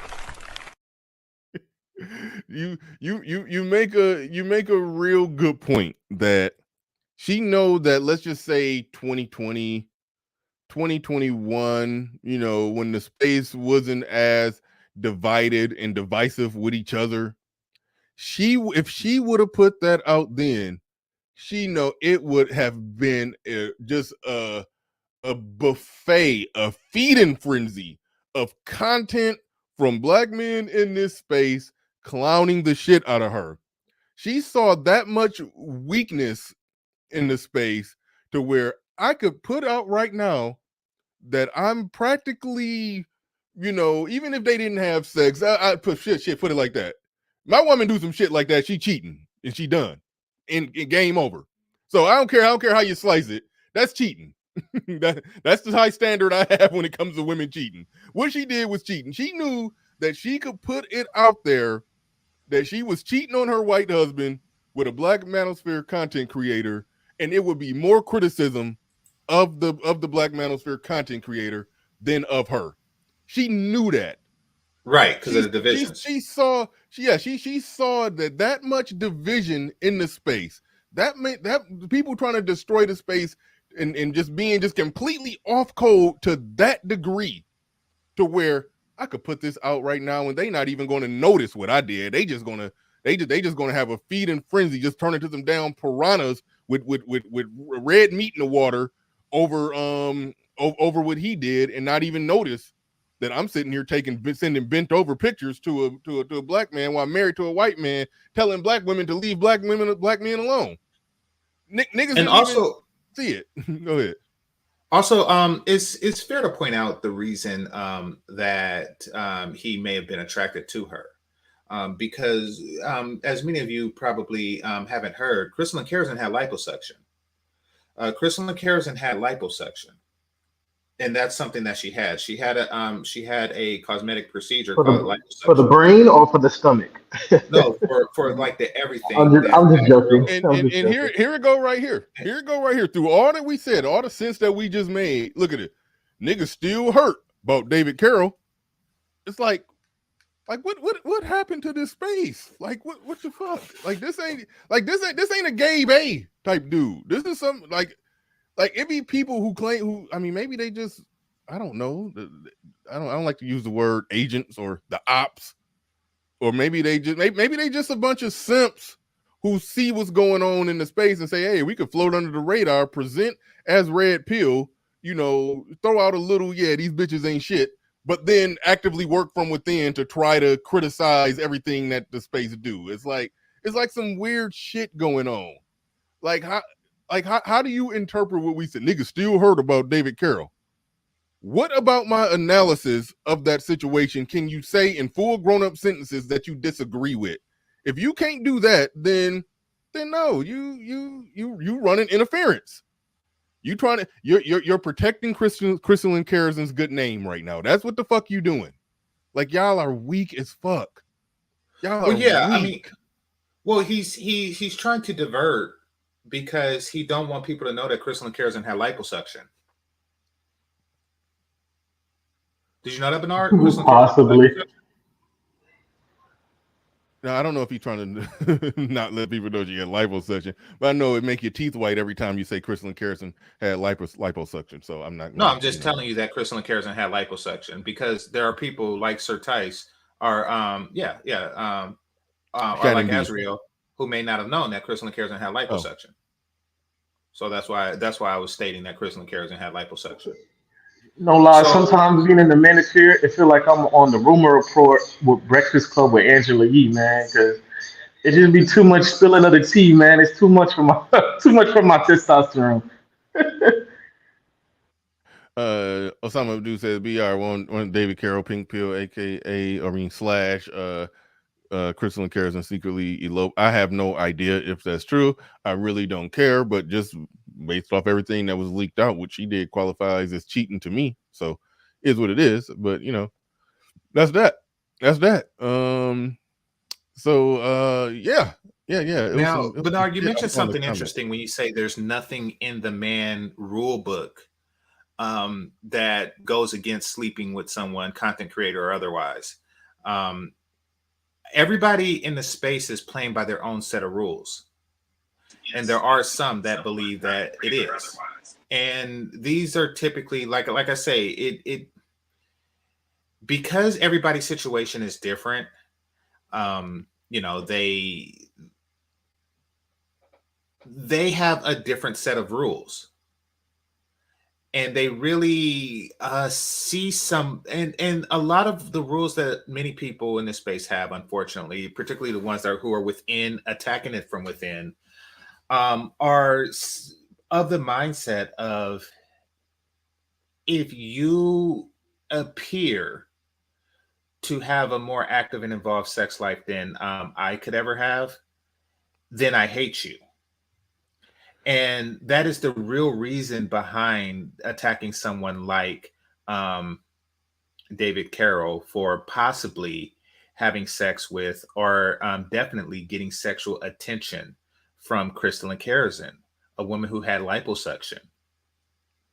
So what you're saying is that, and I'm not even talking about the content creators. I think some of the content creators they're crafty, and I think they know how to tap into what you're describing and get a reaction and support from men by tapping into that. But the thing that they're tapping into when it comes to people in the audience, you're saying there's people in the audience who don't have that type of access at all to where they could even get a Crystalline Kerosene type chick to even be responding and sending pictures back. That's why they're going to rally behind and be like, yeah, David Carroll's a simp. David Carroll did that. And just go in on a dead man because they got to make him look bad. They got to go dumpster diving for an L to hand to a black man who's doing something that they can't even get close to doing. That's Exactly. Okay. Exactly. So, I mean, take Obsidian, for example. You know, he often talks about, you know, CADs or, you know, whatever pejorative that he has for a guy who's exceptionally well at ladies. He, well at, you know, getting women. There is an underlying hatred for that type of guy. You know, though that mindset and those type of divisions, you know, is what lingers through this space. And now, if you start over, say that again. I was reading the chat and I missed your point. What were you saying? No, so Obsidian definitely has a thing against a certain type of guy, like select fuckboys, so to speak. Oh. CADs or whatever he wished to call them. You know, these are guys who are particularly adept at getting women, and he has a disdain for them. Now, there's different levels. There's various different levels, and trust me, I have friends on all levels of this, and we remain friends because there is no disdain. I don't hate a person because he has a superior ability to attract the opposite sex. You know, I don't. However, that sentiment is throughout this space. And once someone like David Carroll reveals that, he is able to get some naughty pics of a woman who has liposuction, you know, then they like, okay, he's on that level. I now hate him. He is now that type of guy, you know, which is why I try to go ahead. No, which is why I try to keep some things about my own personal life private, because I know that exists. I'm realizing that now. Real quick. Hold on, real quick, Ezra. I do want to deal with this comment that I got up there on the screen, and the gentleman who was on the panel who came up and then looked like something happened, bad connection. I don't know. Come back, because I got a feeling that you are a detractor. I do want some pushback. Do want some debate on this one if somebody wanted to come in, but Shannon B is what we got right now from the chat room. You can come up. He said this space is known for saying one thing but doing or living the opposite lifestyle. Okay. The individuals who have been outed or proven to be flip-flopping or living one lifestyle while saying another thing, like, listen, I respect and I understand, and I've said this before. This ain't nothing new. I think it makes sense for somebody to say, hey, this person is proven to be a hypocrite. I don't mess with this individual anymore. I don't, I'm gonna just separate. I'm just gonna move on from this particular content creator. It is some fake ass shit and some contrived, deliberate, disingenuous shit to say this space is known for saying one thing. Like, this space can't be known for saying one thing and then living an opposite life. Everybody don't live the same life. However, there are some individuals who have been exposed as living one life separate from the life that they pretend that they live online. I fully support you not messing with that individual content creator, but it is some contrived, disingenuous, deliberate bullshit to say the individuals who have not been exposed to that, the individuals who, far as everything that you can see and all the evidence that come out, they live pretty much more or less the life that they told you that they live. Individuals like that, to say that I'm going to stop fucking with them and criticize them because of something that somebody else did, and normally the people that do that, everybody, including the content creators, at some level stop fucking with them. It turns into just a stupid thing. You're anti a black male space that speaks up for black men. Like, just say that. Just say that. Y'all criticize women, and I don't like y'all for that. I criticize men that criticize women. Just wear that happily. All right? Wear that happily. I don't think that that's the case. Well, what is the case? I mean, I think that it's, that's the case some of the times.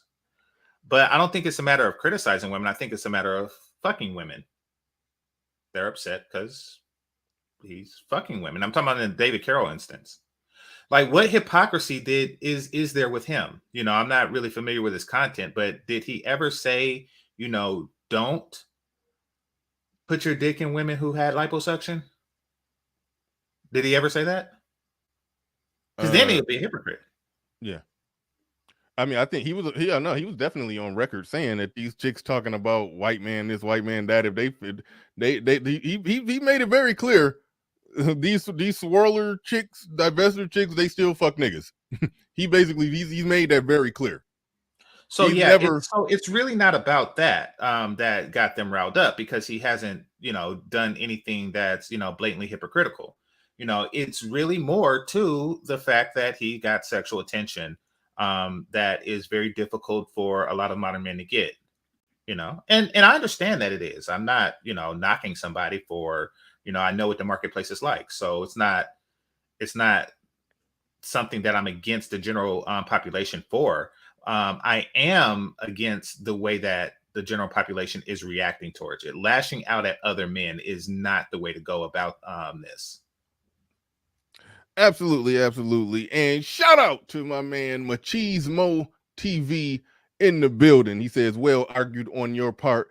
Thanks for the commercial. No need to thank me. I'm mad that I forgot. I played it earlier in the show, but we got to run it back. Welcome to Machismo TV, the ultimate destination for modern men seeking to upgrade their lifestyle. Subscribe to Machismo TV and Saul T-Balls. We stream daily from 12 midnight to 8 a.m. Eastern Standard Time, the best male-centric content. Highlight reels without reviewing or providing any editorial bias to the content. We have done so much, with so little for so long, we are now qualified to do anything, with nothing. Shout out to Machismo TV and Soul T-Balls. Shout out to them. That channel over there, that should be the link in the chat room. I'm going to be getting the link in the chat room real soon. Basically, all it do is it's damn near like just 24-hour just Manosphere highlights and just a non-stop reel of things going on. It's just content, Manosphere content highlights all day, like ESPN. Go and check that out. They're getting that thing off the ground, getting it started right there. Shout out to Machismo TV and Salty Balls. And y'all know Salty Balls. That man is he giving Theo run for his money. Biggest one, like the biggest benefactor of the space. So you definitely want to get behind and support anything that he's doing. So shout out to them. Definitely go and subscribe. Shout out to Charles Merchant in the building. Says, I figured it out, Bernard. The SBE crowd are Derek Jackson disciples. Ooh, that's a tough charge. I don't think that's it. I don't think so. I don't think so either. But however, I do think there's some audience members that will hear them coming up with convoluted, contrived reasons, making an accusation at black men who do content for black men with 95% black male audiences, where they're not shaming women, but they're talking about the shameful shit that women do so black men can quit walking into the wood chipper. I think when they hear those men coming up with contrived, convoluted reasons as to why these men should stop or that they're doing something wrong, I think a simp will hear that and say, I can rock with this content. They're criticizing the manosphere. And that's why people like Hafiz, came up with, what did he call it? Damn, I keep forgetting. BRC, blame, rage, and complain. He called them BRCs. He basically stole their shit. The Blue Pill Hafiz stole their shit and is going around, using it under a different banner, under a different name. So I do think a lot of simps hear they shit and then hop on board with it because, they find a safe place and safe haven there. So maybe some Derek Jackson disciples take some tea leaves and some notes from them, from their attack on the black manosphere. But the people who are doing it, I don't think that they're on some Derek Jackson shit. I think it's something more insidious going on with them. I think it's something more insidious going on that. So I think that with Kevin Samuels, with the existence of Kevin Samuels, who can be, he fits the description the most because he actually talks to disagreeable women. I don't know how you get pinned with that label, or, to a lesser extent I do, considering we're not talking to disagreeable women. Well, no, it's not about even talking to women. It's about trying to oh my goodness, it's not just let's not put it like this. Okay, but put it like this: if you just having a conversation with a woman and y'all just disagreeing, y'all debating and just chopping it up, having a good time, a little back and forth, and it's just content and it's just fun, they said that's not it. You have to truly feel in your heart that you truly want this woman to change, and the whole purpose and intent of your content is to try to shame this woman into changing and turning from her wicked ways, so that the men and women can be together. It's like, so you have to be on that shit in order to be actively doing it. And yeah, when asked who's actively doing that with the bulk of their content, shout out to Keep 100, because he asked one of them that, and the only name they could come up with was Kevin Samuels. Only name that could be came up with was Kevin Samuels on who's actually doing that. They couldn't even name somebody with a post. So, but anyway. Well, I mean, the definition is definitely fluid. And it's fluid for a reason, and I won't really get into that because it's not really about that. My point is that, you know, it was a hit piece against Kevin Samuels. Well, it's a hit piece against the whole space, but they well, it turned into. Hold on, real quick, yeah, okay. Well, Shakanulu, you said that's not it. You're saying it's not shaming, blaming, and explain. It's not. Hold on, wait. Time out. You're saying it's not engaging directly with women, trying to shame, blame, and explain to them the male perspective with the intent and hope that, in belief that they're going to change. Are you saying that's not what it is? If that's not what it is, by all means, you should be able to type the definition in a clear, concise sentence, or come up. The link in the chat. But short of coming up, just type out a nice, clear, precise sentence in the chat room, and then we'll work from there. But all right. So, Bernard, and this is why. So when I say a definition is fluid, basically it means that the definition changes depending on the circumstances of the definer. So I really don't take things like that seriously. You know, it is that. So let's see. The platform that do that are. Okay, name the platform that does that, what I just described. Name the Black Manosphere platform that does that, and the person who you name must have a post. You can't dig nobody out the grave. You can't dig nobody out the grave. The person who does it must be breathing. It must be Black Manosphere. Name the person. But anyway, because failure to do that shows that the accusation of SBE is just one straw man against the Manosphere. Somebody said Obsidian. Obsidian spent a whole year basically going against the Black Manosphere, going heel turn on the space, and then he went back to doing his standard content where he really just clowning women, roasting women, and talking shit about women. Like, does that mean engaging directly with them, trying to change them? I mean, you could pin, I get you could pin some of it on Obsidian, but when we're talking about a man who literally not looked in the camera, but I mean, looked right into his microphone and said, I'm an entertainer. He basically said, I'm going to do whatever, like, I mean, come on. I don't even want to rehash all that because a lot of that played out on my channel, and I don't even want to rehash all that. But if you use Obsidian, I think you already lost, because somebody who's just basically just card carrying, telling you that I'm about to fuckery, and whatever brand of fuckery pays, I'm going to do that fuckery. It's like, come on, like you don't got an argument. You don't got an argument if you do that. Okay, Angry Man audience is 90% men. He don't shame women. I mean, he put it like this. I don't see him more so shaming women. I see him talking shit about, I see him talking to men about the shameful shit that women do. I don't see him shaming women, engaging directly with women. Now, he probably would like to. He probably would love if women called into his show and tried to give him a piece of their mind, and then he'd just intellectually dunk on them. He probably would love that. But his show is about him. 95% of the time, he's talking to his 95% male audience about the shameful shit that women do, so men will know and understand it and move accordingly. That doesn't fit the definition. It don't. So no. And somebody is saying Taz, who's not Black Manosphere. Like, come the fuck on. Like, all right. Well, is Taz trying to get them to change? I didn't know that. No, Taz think they fine just how they are. But anyway, that's a whole nother thing. That's a whole nother thing. Fantastic in the building. Well, shout out to Theo. Shout out to Theo. He says, I live the life that I say I have, and so do most of my students. Absolutely 100%. Absolutely 100%. Shout out to Theo. Excuse me. Shout out to Theo, and do appreciate you.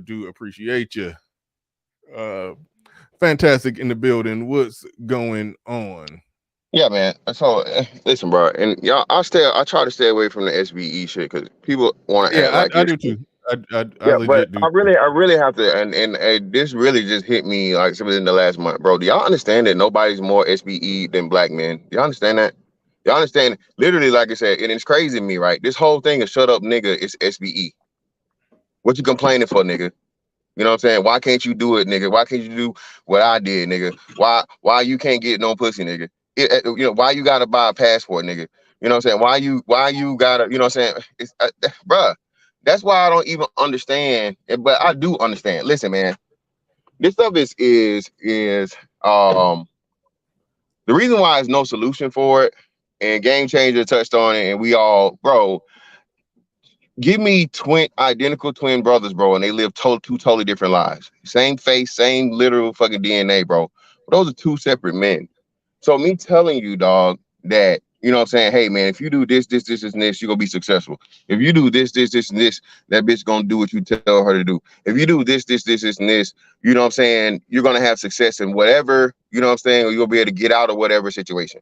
Bro, again, that's why I don't understand this shit. And the SBE shit, man, we knew what that was about. Y'all niggas got mad at Kevin Samuels, and y'all created a whole hate train, man, to be like, if you got anything to say about a woman, well, it's SBE. That's SBE. All right, so nigga, what we supposed to do?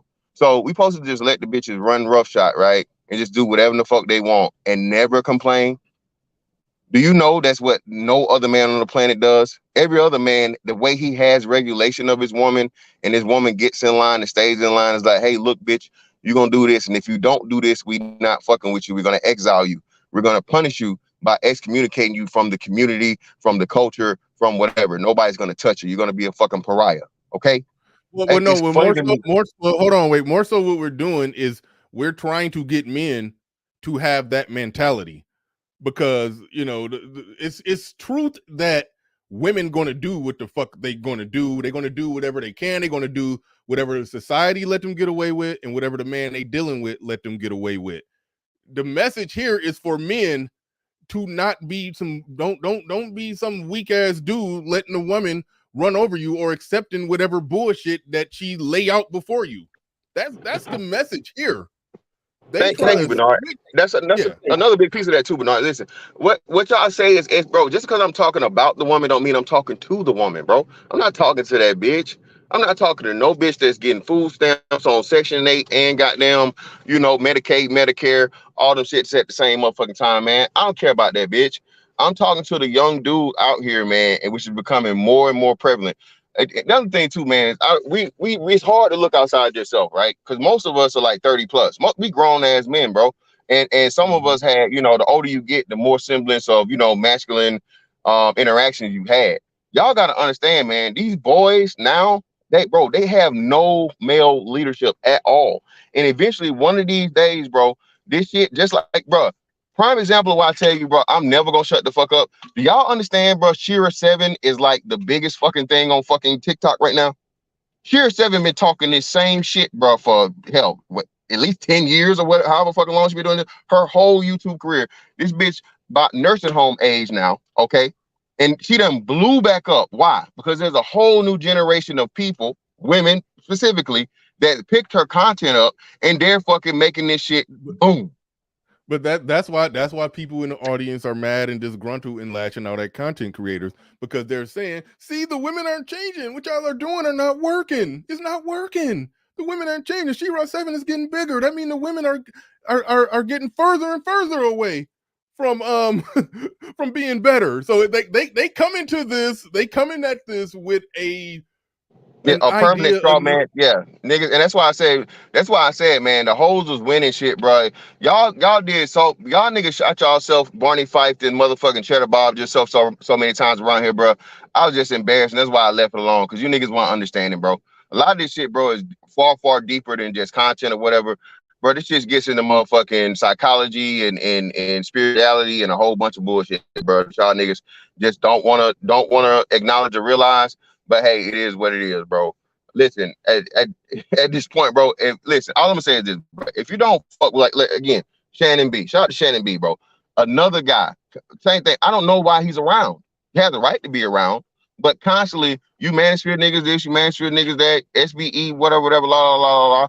And hey, man, you know what I'm saying? It gay too, troll or whatever. I don't know, but gay supports at the same time he trolls. I don't get it. Bro, I'm never gonna be somewhere with some shit I don't fuck with. That's just me. And from my understanding, from where I was talking, can I build on that, fan? Can I build on that, fan? Because that goes to the point. And what up, fan? What up, GC? What up, Bernard?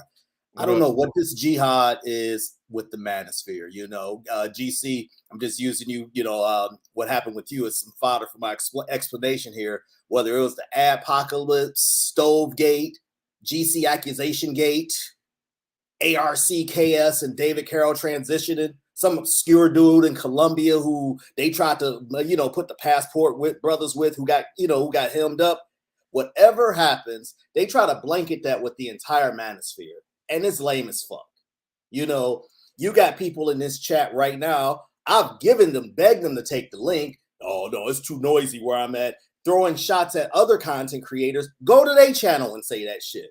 Y'all on some lame, goofy ass shit. The last thing I'm going to say, I don't really like getting into the entertainment shit, right? I mean, outside of sports, right? The gossip thing is not my thing. I don't go to those channels. Whatever you did, Bernard, to open up the floodgates for all of your trolls and all this to come out in one swoop, it's amazing how these guys can hate the Manosphere so much, but be right here, President Center, doing all this shit. You know what I'm saying? I mean, I thought y'all got this busy, glamorous life that y'all live. Because I'll be damned if I'm going to be somewhere where I don't buy into their message and all this. You know, I got other things to do. That's what I got. Yeah, you know what? I'm glad you hit on that, because that's something that I did mean to talk about. I think a lot of the space never believed in the message. Yeah, don't block nobody. I emptied out my block list. I'll meticulously block people as I see they need to be blocked. If they really clowning, just time them out. Don't block nobody. But here's the deal. A lot of this space never really truly believed in the message. The Manosphere was just a social group, and they like to hear people argue. And when dudes talking shit about the women, they enjoy that. If somebody come up and disagree, okay, they enjoy that. But they found more enjoyment when Manosphere creators go at Manosphere creators, because the audience want blood and they don't care whose blood, and it's better if it's two creators going at each other. So that's what it turned into. It's like people just here just to be here because, hey, we hanging out. My homie so-and-so in the chat room. What up? What up? Oh, they talking shit about today. Oh, what, it just basically just high-fiving and just chilling. It's like, but the actual message of the space, people never believed in it. If somebody could straw man it that easy, and then they just jump on board and rah for a straw man, some obvious bullshit. They just basically just want to see the creator.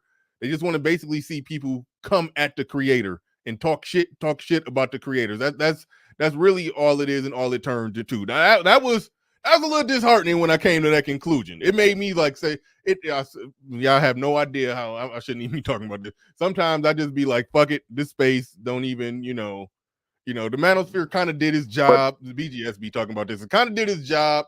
It popularized it to where you can go in any corner of YouTube and hear Manosphere type conversations. It spread the word, and now it's everywhere. I hadn't thought about just taking a knee on the shit, man. Bernard, let me say that, man. Bernard, listen, do niggas understand, bro? Again, and listen, bro. RPKS, but bro, niggas, the KS is like one of the worst and best things that happened to this space at the same time, man. Yep. Why? Because the message got out here, but everybody made him the end all be all. Like the Black Manosphere started with Kevin Samuels. people didn't understand, bro. Kevin was here before me, but I remember, like you said, bro, we'd be over there on Obsidian shit doing marathons, bro, and Kevin to pull up, and this when Kevin had like numbers we doing here, maybe 200 people or whatever in his chat when he was No, wait, doing hold the your thing. thought. Hold your thought, flip flop. I just real quick. He says, I can't keep up with these niggas flip flop so much. Okay, it's one particular person whose name I won't say, who is Captain King flip flop, but one dude do it, and it's like these niggas flip flop. It's like, come on, man. Hold on a second. Somebody said in the chat that Obsidian used you and you lost. I can't remember. I saw this or whatever. Yeah, it's in the chat. Somebody said that, and I'm like, what? How did he lose? Who used who and who lost? They said Obsidian used you, and you lost. Used me? Yes. No, yes. I mean, if anything, I can't say I used him. It was a mutually beneficial arrangement. Like, I don't know. No, I don't. Yeah, that part is stupid. Obsidian had a real big name in the space. I didn't even have a channel. I reached out to him, and then my connection with him, and us doing business together on YouTube is what helped catapult my channel, get it off the ground, get it in the algo. I don't need to explain that. I was just giving you an example of the type of of that type of comment that's there. It's like that's bitch made shit, like, bro. Exactly. So you collab with it, and see, this is wrong with you niggas, bro. What do y'all want? Like, for real. Like, and this is what I'm saying. What do y'all want? Yeah, but no, it really does get to the point of where, bro, I say this, I stand on when I say y'all worse than these bitches, man. A bitch got an excuse. She get a period, she got titties, she got estrogen. A lot of these hoes more better than the bros, bro. Y'all niggas be talking this shit, man, and y'all be with some of the most bitches, hoest, lamest shit I've ever seen in my life. How would you try to take a shot at a man, a black man, for working with another black man? Nigga, how do businesses grow? Okay, you niggas need bro. The internet is free. Don't just use it for fucking porn and you know what I'm saying, vegan meat, my brother. Go learn something. And you niggas is too old for this. If we had a chat room and full of 18 to 25-year-olds or something, you niggas be 40 saying this. Are we serious, dog? Do y'all have no shame, no fucking embarrassment for some of the shit y'all say? Nigga, and what make y'all be dead ass serious? You don't be playing. This don't be joke. This how you niggas really feel. But you so bitch made, bro. You don't even have the frame, the masculinity, the manhood to understand, bro. Hey, man, I think this shit, but I might want to keep this bitch ass shit to myself. Man, you niggas is funny as hell, man. Please, I don't have any time for any gossip now. Eh? Yes. Look at you. Don't make the trucker say them.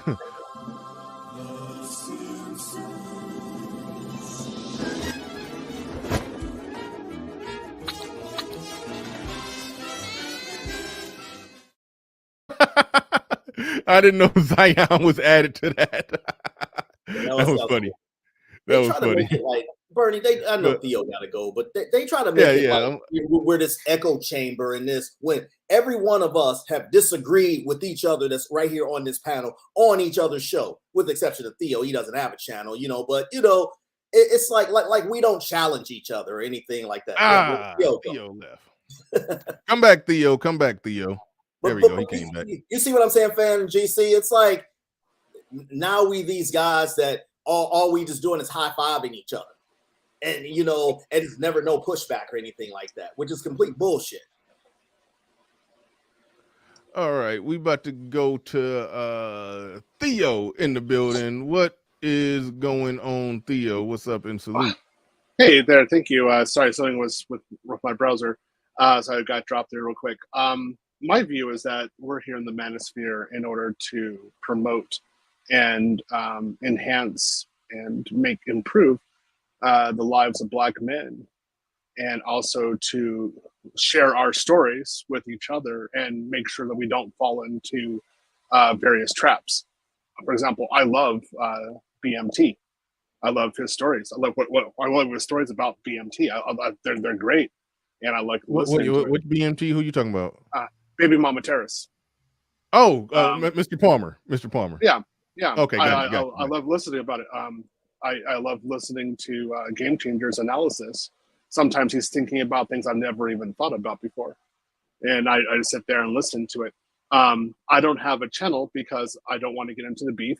I knew that I would be by far more effective in the Black Manosphere by being in the background, enhancing men's lives, doing IT, teaching, and then coming up on channels every once in a while and adding value in that way. I don't need to have my own channel. And I've done this very effectively on the last 2 years. I think that if we have beefs out in the open, I think that's not good. It only detracts. And, if you're in my space, it's very obvious who the enemy is. I'm very direct about that. I'm very clear about who I think is evil and bad. And it's I come out like a Death Star, and I'm like, boom, here it is. And it's clear. And like everybody's like, yep, Theo's in the Manosphere. It's very black and white. What's going on? And something is executed immediately. But I'm there to promote the black man, his experience. Now, what you said about a lot of the guys not being red pill or being really conservative in the space, this is very true. And I'll give a props up right now to Little Big Nate for actually having the screening process. This is something that I've continued to do. And even with my screening process, they keep on coming through. And I have, even as my students, I have to keep on telling them that they have to live a different lifestyle. And they're not, like, if you're in this space, you need to be improving yourself. You need to be devoting yourself. Nobody owes you any sorrow or understanding. You have to go out and make it every day. The world is brutal. And you get a lot of guys who can't accept that. And in my class, I have to keep on reinforcing that all the time. So, like, I would prefer to screen those guys out first and just get guys who are ready to go, right? But a lot of my students are not like that. And so we're in the Manosphere, we are processing those guys. We're showing them what they really need to do in order to be successful in life. And it is a long, laborious work, but it's worth it because we're changing the narrative and we're changing men's lives. If you look in my camp, I think from last month until now, I've at least 20 of my students have been abroad being passport bros, working abroad. They're all making over $100,000 a year. 2 years ago, before the first Manosphere meetup, they didn't have that. They were under $40,000, all of them. Now they're abroad. They're meeting the women of their dreams. They have the cash flow, they have the confidence, and they're all hardcore RP. Like, they're all like Mandalorians, right? So it takes some time. It takes some time to process it, and that's what I'm here for. And I think you guys are doing a good job with your roles in the Black Manosphere. I think you guys are very valuable and necessary to be there. You guys all have a role to fulfill, and we need to be looking at the positives that we have. Sure, we have beefs. We do. I have most of your. I got all 3 of your phone numbers. I've got on my cell phone right now. If I have a beef, I just ping you, right? We don't do this online. We talk privately, right? But I think that's us being there for each other and enhancing each other is where we really get our strengths. So let's keep it going. Well said. Well said. Definitely well said. No, yeah. This whole thing is Bernie. Go ahead, Sir Tice. No. Go ahead. No, you go ahead. My bad. No, I was just about to go through my list of accusations that they throw out there. This space is full of link. Well, go ahead.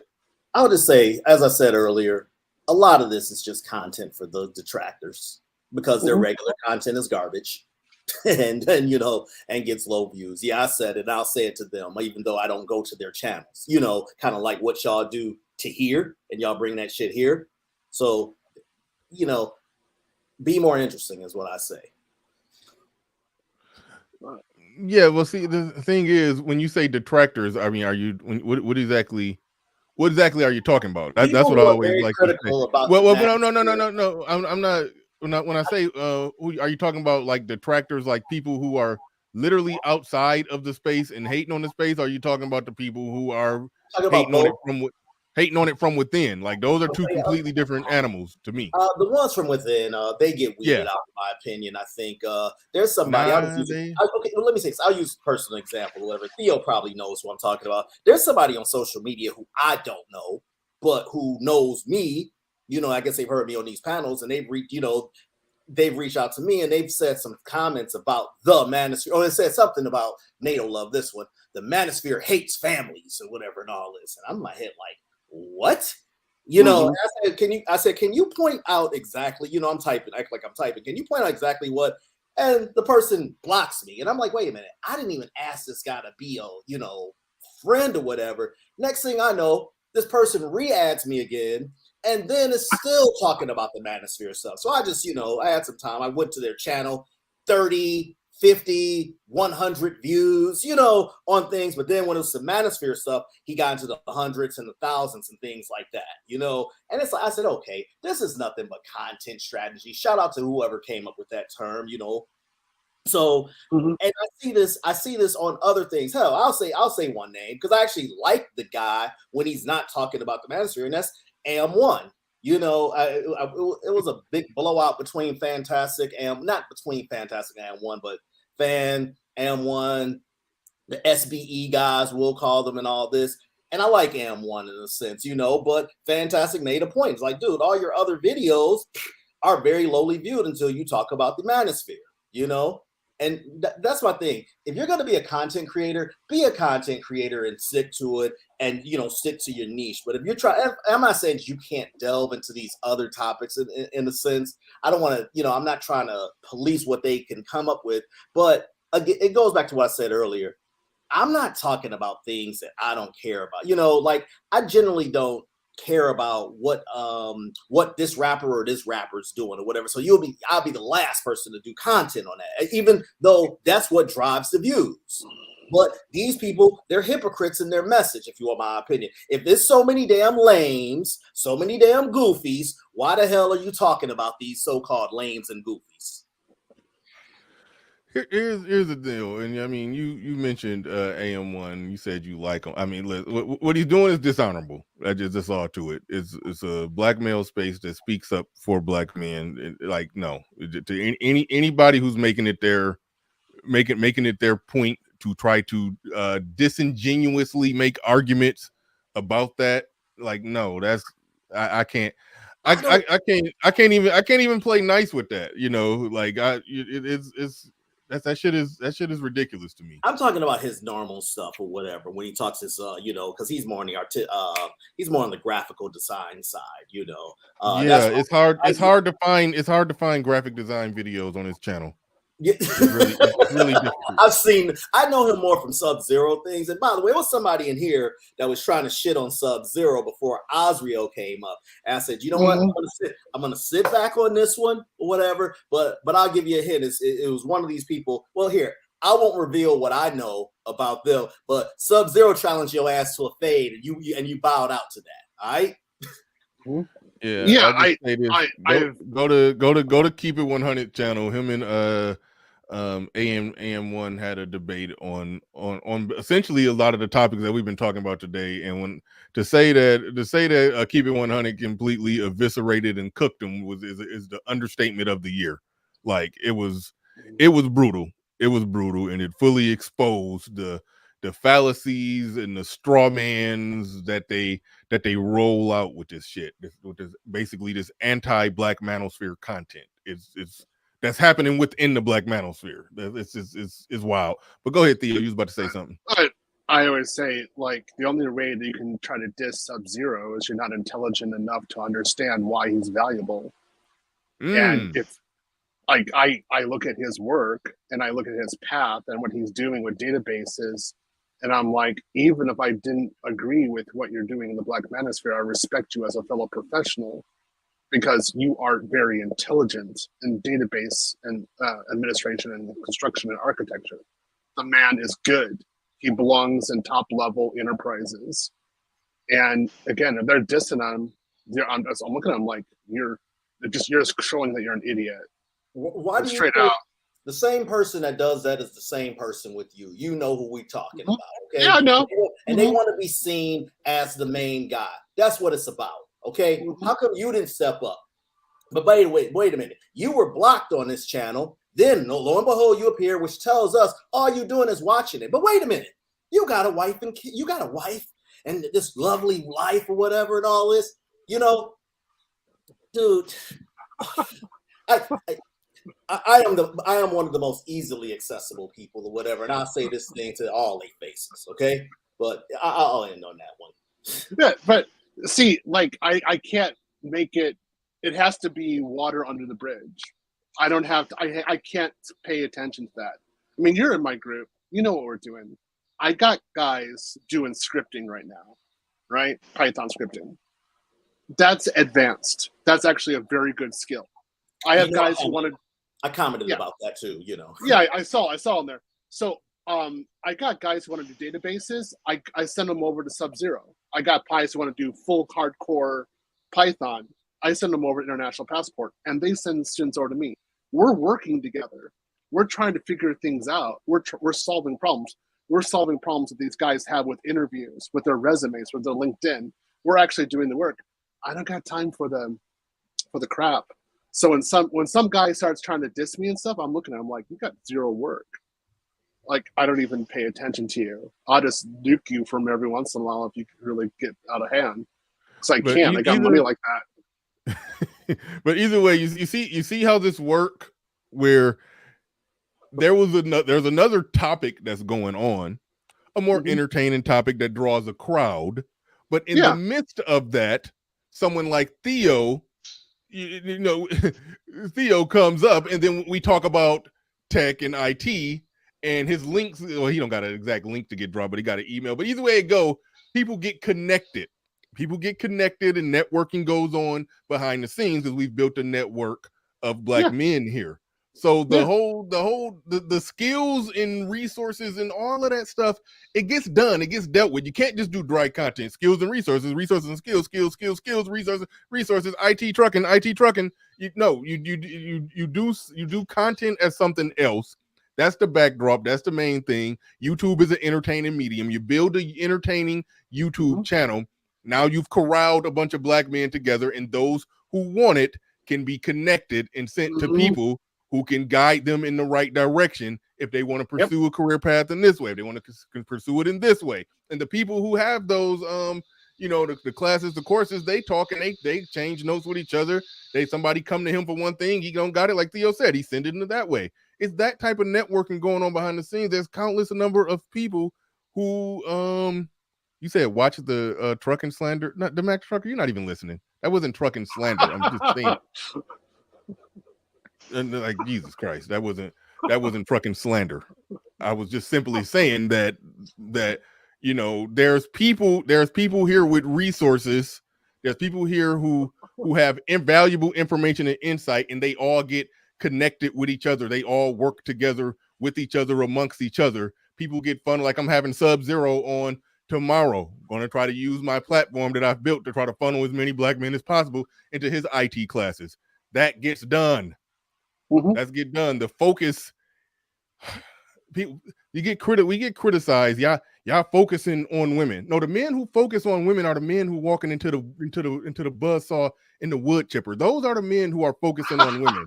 Our content is to not focus on them. We talk about the shameful shit that they do, so men can be aware of what the fuck is going on, so they can stop ruining their lives over these women.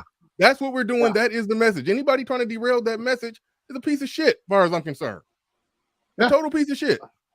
Yeah, I definitely agree with you, and it has to be, the focus has to be us, because nobody else has a focus on us. So we're focused on us and what we're doing, and what we need to do in order to advance our lives and our platform. And look, we've got success.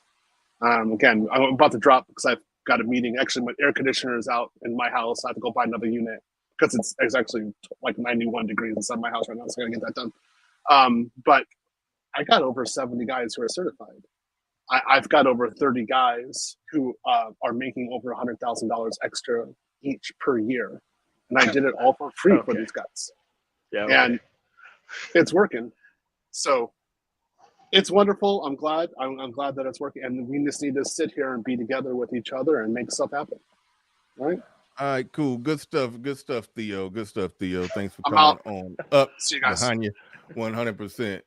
All right, we are joined by Man of Tomorrow. I'm gonna get to you, Code Steel. I'm going to hear what Man of Tomorrow got on this. All right, so you really have a problem with the skills and resources piece, or maybe I have it wrong, or maybe you could read. No. Hold on. I just demonstrated that I didn't because I just talked to Theo about somebody who has a skill and is teaching other people how to do that skill so they can get that resource. I'm having Sub-Zero on tomorrow, who is going to try to funnel as many people I can to his courses so they can gain the skills and the resources. Nobody has a problem with skills and resources. But we had one of your students, Mr. Waff, come on to Citizen Lou's panel yesterday, and I caution you that you need to listen to Citizen Lou's panel the last 2 hours of it. I'm not going to spoil it for you, but this is a guy who actually went to the Manosphere meetup and went through quote unquote your class, and you need to know what you and Sub-Zero are creating out here. So you need to listen to that actual last 2 hours of Citizen Lou's panel yesterday. So that way you can understand how these people are looking after they go through the actual classes that you purport to actually have out there. Are you saying they're going through the classes and they're walking out of the class uncertified? No, I'm saying listen to the actual live stream so that way you can understand what these individuals think that they're up against after they're out of these actual class and courses. Well, you have to listen to it. Now, I mean you have to listen to it for yourself. Everybody can make these unsubstantiated claims, but people who are actually in the IT field know that this isn't the way to actually get to the actual money. I'm in the IT field. I can disagree with you there, and I can speak on this. So, by the way, long time no hear. Long time no hear. I didn't hear Lou, but long time no hear. How you been? Who is this? This is Sir Tice. Oh, what's going on, man? I ain't seen you in a while. I know. I said long time, but let me ask you this. Real talk. Are you saying that you're going to always have a 100%? Again, I can't speak. Sir, no. You're not going to play the percentages game with me here. This guy just made a claim that he got 100 and some people to something very specific. So now you're not going to decimate the actual issue in front of me and tell me that there can be 100% of he actually said 70. Hold a second. You interrupted me, MOT. He said 70 certified. Okay. Yeah. Now, out of how many? And he said, okay, it was 100 people that attended. Now, I don't know how many who took the class, but what you're saying is that basically because I'll just play with the math with you, MOT, because let's just hypothetically say they're use Udemy and other certified programs that already have a definite type of result. I understand that you want a black solution to things, and that's not going to work. Are you gonna come on? I thought we were supposed to be respectful men. Let me finish. You'll get the floor. You'll get the floor. Are you saying that every program that there's going to be a 100% passing rate and everybody's going to be satisfied? Is that what you're implying? My trucking shit is guaranteed. Did I teach the families? That shit is 100% guaranteed. Nothing is guaranteed. Nothing is absolute in the universe. Nothing is guaranteed. Wait. Hold on, wait. Time out. Professionals can guarantee things. When I teach this stuff to families, I am guaranteed to get them at over $1 million in 3 years, with 3 people having their stuff from not having a CDL to buying a truck to all of that. It's 100% real. 100%. Hold on, wait. 100% of the people that contact you for trucking advice are millionaires in 3 years. I said families. So here's the thing. If you want to prove me wrong, here's a way that you can prove me wrong. You can choose somebody from your audience that I will mentor, and I guarantee you they will have their own company and they will be 100% at over 6 figures in 3 years and be over $500,000 in 3 to 4 years and definitely over $1 million in 5 years. I can guarantee that. Can I ask a question, man? I can guarantee if that's hold on, wait, time out. MOT. If that's true, that is wonderful, and I just like I funnel as many people to Sir Tice. I mean, not to Sir Tice, but to Sub-Zero and Theo. Then then more people need to be funneled your way. Like join the party. Let's do that. Like nobody. That sounds like dirty macking, though. It really does. It sounds like dirty macking. Like what's going on here? Because it's like saying I'm more efficient at what I do than you are. It's like the point is that No. But the point dirty should be macked up, that they're sir. allowing black men to Sir. get into careers. Feel dirty macked upon. If you cannot provide solutions that are actually tangible, that are actually verified, then feel dirty macked upon, sir. But I my don't thing care is, about are you you being. competing? It sounds I like don't you're care about you feeling that competing. way. I don't feel Azrael, like it sounds. listen, It's hold on, wait. listen, I don't care Azrael about you and feeling that way. MOT.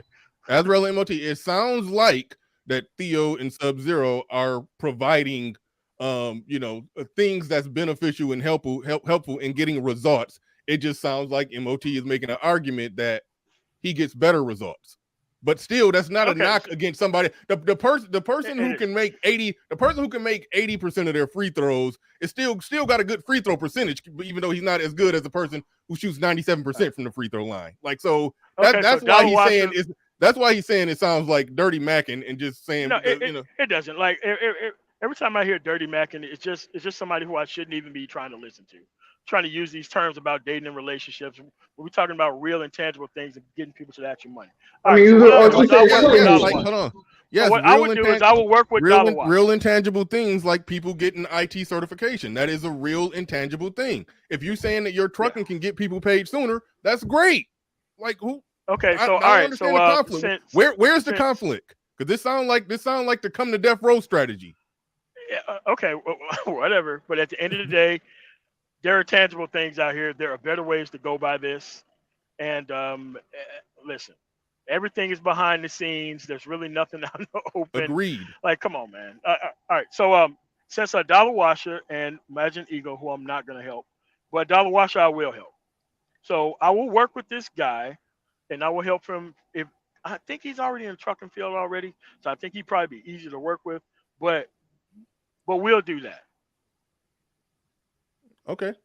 But you're under the assumption that everyone wants to do trucking, which is the issue. No. And on top of that, Dollar Washer is already a trucker, bro. No. But you said what I'm saying is, that's real. Hold on, that part. Okay, him having something negative to say about Sub-Zero and Theo, I can't rock with that. Him saying that trucking is a good industry to be in, and him saying that trucking is a good industry to be in, and he could help brothers with that.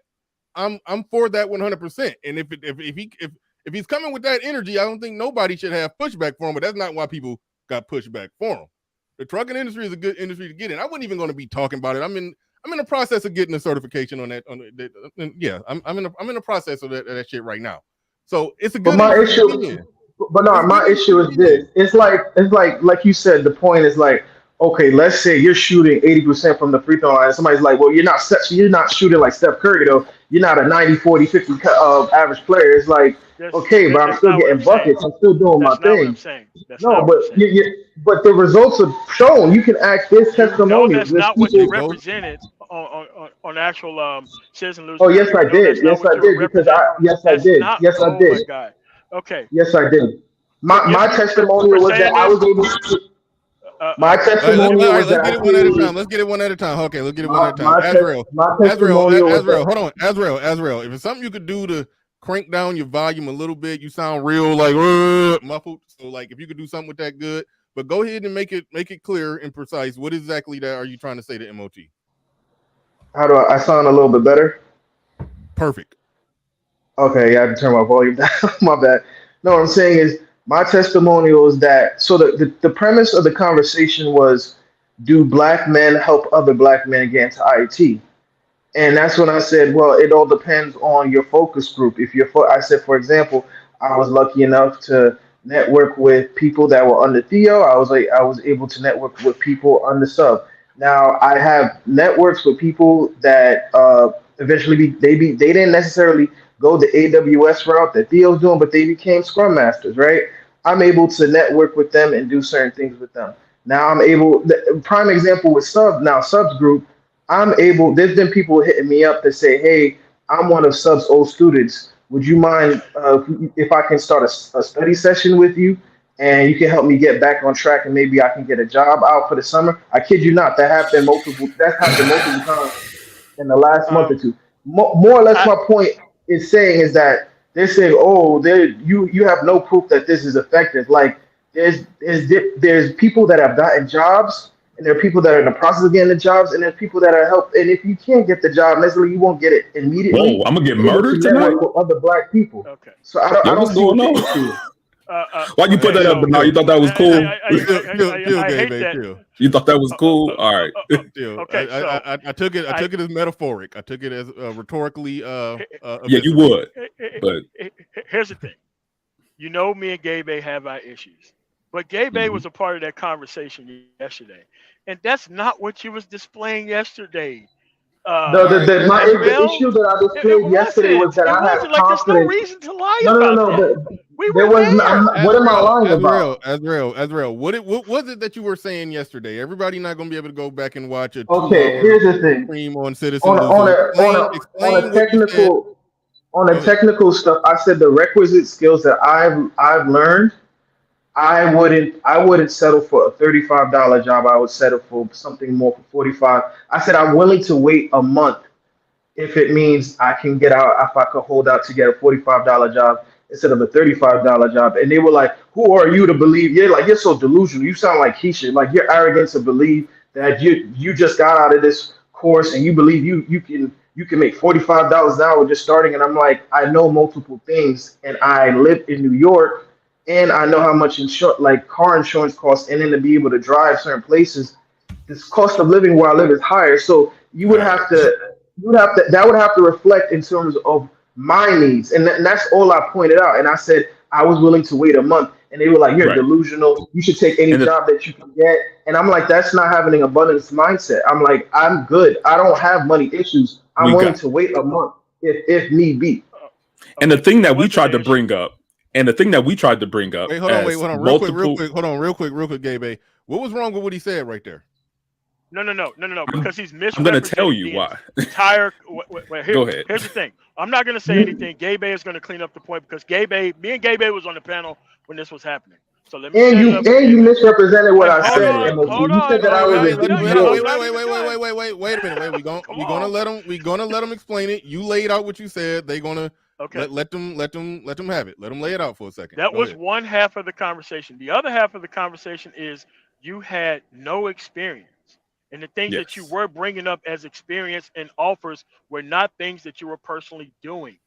You don't have any experience. You need to take all the experience that you can, regardless of income level. If you have your money straight, there shouldn't be a problem with you actually getting into the actual field, then actually 2, 3 months, 6 months later, turning it into a $40 or $45 an hour type of thing. You kept making these claims that you were a part of something that you clearly were not a part of. A lot of people watched that live stream yesterday, and you clearly know that this is not the same. And you know me and Gabe disagree on a lot, but what we were not, we were both so there. Did you guys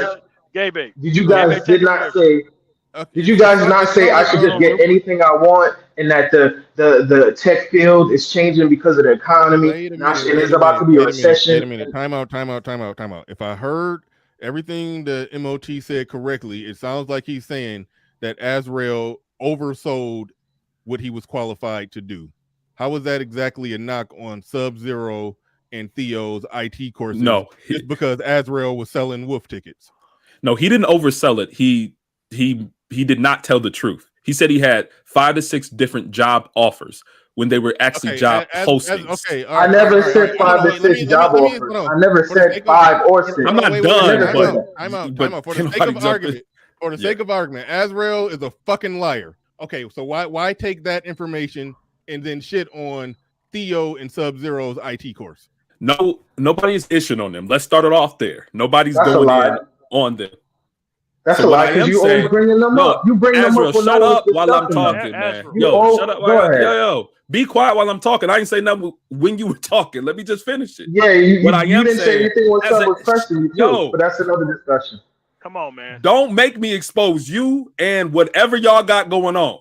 Just be quiet and let me finish my point. Okay, Gabe. So what I am saying is that as experienced tech professionals, myself, MOT, Citizen Lou, Keep It Techie, we kept trying to bring up the points that these things are not a 3 to 4 month boot camp type of thing where then you go into the industry and expect 6 figures. I think that a lot of times it's sold in that way. Is that, hey, come to my class. People have done it, though. Yo, be quiet, man. People have done it Well, over false pretenses. About how much? Let me About tell how you much? why people have done it. Hold on, wait, What? real quick. About how much is that worth? Those 4-month classes or whatever you get. Some He wouldn't know though, Bernard, because he's not in the class. He doesn't Bernard, know. man. What's Can going nobody on? I just want talk? to hear it. When he I just want to talking, hear it. I just want to hear it. Gabe, about how much would you say that's worth? it depends on your previous experience. It also depends on the skill sets that you have developed in that time period. But to sell something is saying you jump into my class, you here for a couple of months, and then you jump into a 6-figure role. It's things that causes the delusion that comes from people like Azrael, who is somebody who has no tech experience but desires to jump into the field and says, I'm not gonna wait. Yo, I can't even finish. Real quick. Okay, Gabe, I'm trying to let Gabe talk, but just real quick. Sub-Zero has been on my show multiple times. Would you say that, because I've heard him literally say, 70 to 80,000 is about what you can get going through, his courses, but some can get in the 6 figures, and it probably could mean, okay, what did they learn and acquire while they was there? What was their past experience? Do they got something else that they're associating with it? That's accompanied with whatever they learned with Sub-Zero. So I think he's kind of talked about those factors. So I think what you're calling out is the make 6 figures, join my IT course, commercial aspect of it. No. But what I am calling out is the whole fact that a lot of this down. is under false pretenses. These people who are coming have zero experience in the field, and they are given pre-cooked information in order to position themselves as people who are senior, who have experience. They have scripts. They have false experience. They have false references. They have false job experience that they put on their profiles in order for them to get these roles. I called it out before. People say I'm a... All right. So when Keep It Techie So when Keep It Techie asks you about a scenario of when you've done something, the lies about you talking about is a script. There's no script that we read off of. There's no script that we read off of. I got you. Bernard, the last thing that we had said was that, hey, Azrael, we hear what you're doing. We see what you're doing. Don't get caught. Everybody said, don't get caught doing what you're doing, because you would automatically that's off of my own prerogative. That has nothing to do with what Theo and Sub is doing. That's just on me. You're trying to reflect it on them. Pre-cooked information, things that are not a part of your experience, because you're not a tech professional and you're expecting over 6 figures for your first role. You have false. You're presenting yourself with false experience. So you mean to tell me that people I fire you the next day for that? Okay, but I don't give a fuck what you're talking about. Wait a minute. You're irrelevant to me. You're not even in the same. One at a time. All right, let me get Gabe. You laid out a lot. All right. I want to hear Azrael's full 100% response. It sounds like they're saying that you're saying that you're worth more money because you're putting up some trumped up charges on your resume and look. This is my thing. Whatever I put on my resume is of my own volition, right? They're trying to make it seem as though what Theo is doing. Theo has gotten people jobs in less than a year, so I don't see in those jobs with 6 figures. They didn't have to cook up anything. They just did what they had to do, and they worked well. They excelled in the interview. They took the courses. They did Python. It wasn't like, oh, he just finessed them to get something. No, whatever people do is of their own volition. There are people that studied it for 6 months and they got 6-figure jobs. Like, I don't see what the issue is. Just trying to say that it's not possible. Yes, it's possible. Multiple people could attest to the fact that they got nice paying jobs. I don't see why he's trying to say, oh, they're lying to people, telling them that they can get 6 figures. It's like, no, there are people that can come back to you as students and they're doing well for themselves. Well, okay. He's trying to say, I will say this to you, Azrael. My first job after getting a 4-year degree was not 6 figures. Not saying that it's impossible to do so with a certificate, but if someone is saying that be realistic or something like that, then that may be advice to listen to. Game changer. This is what I'm trying to say. If I literally said, this is what I said, hypothetically, if I were to get a $35 paying job, I wouldn't mind waiting to get for 45. That's all I said. I said I would be willing to wait a month to 2 months to get a job. Like, and I said, I know SQL, I know Power BI, I know working to 35. Depending on how much you make now, I would work the 35 while continuing to look for the 45. Game changer. 35. That's Hold on. exactly what we 35. told Real you. quick. That's not true. That's not what they said. Real quick. Bernard, this is $35 an hour. Real quick. $35 an hour. That is a $70,000 a year job. Sub-Zero has made it clear that people do start and can expect roughly $70,000 to $80,000 a year. He said that. So it sounds like what y'all are accusing them of doing is that they're advertising the six figures as if it's going to come like that. But it takes a little bit more work to get to the six figures. So temper your expectations when going in, but definitely go in because it's IT. It takes a lot of bit more. It takes a lot. How would you know? That's not your field, though. Wait a minute. What do you mean? How would I know? What you talking about? Okay, but hold on. It shouldn't be this much vitriol in a, well, it's good going to IT. You probably can expect, 70, 80,000, but temper your expectations. It does take quite a bit of work to get to that six figures. Like, it sounds like that should be the conversation. But this. But here's the thing, Bernard. Azrael is what I argue against. Bernard, listen to him. This is some anti-black male dysfunction. Cap. That's what the fuck is happening. Yeah. And you know what, Bernard? You know what they told me? They said you sound delusional. You sound so arrogant to assume that you can get for $45. I'm like, no, it's not. That's your opinion. It's not delusional. And I don't think 45 is six figures, but it's not. It isn't. It's barely 90. Yeah. So it's not really delusional. It's more to a turkey in a pot type deal. Is better than two in the bush. I think that they were. I don't know what they were doing, but what I'm saying, I gotta step on real quick. I gotta step away from for a split second. Don't nobody kill nobody while I'm gone. Yeah, no worries. People are saying, here's my you already did it. I stepped away for 1 second. If you make less than 35 right now, then take the 35 until you find the 45. That's all I'm saying.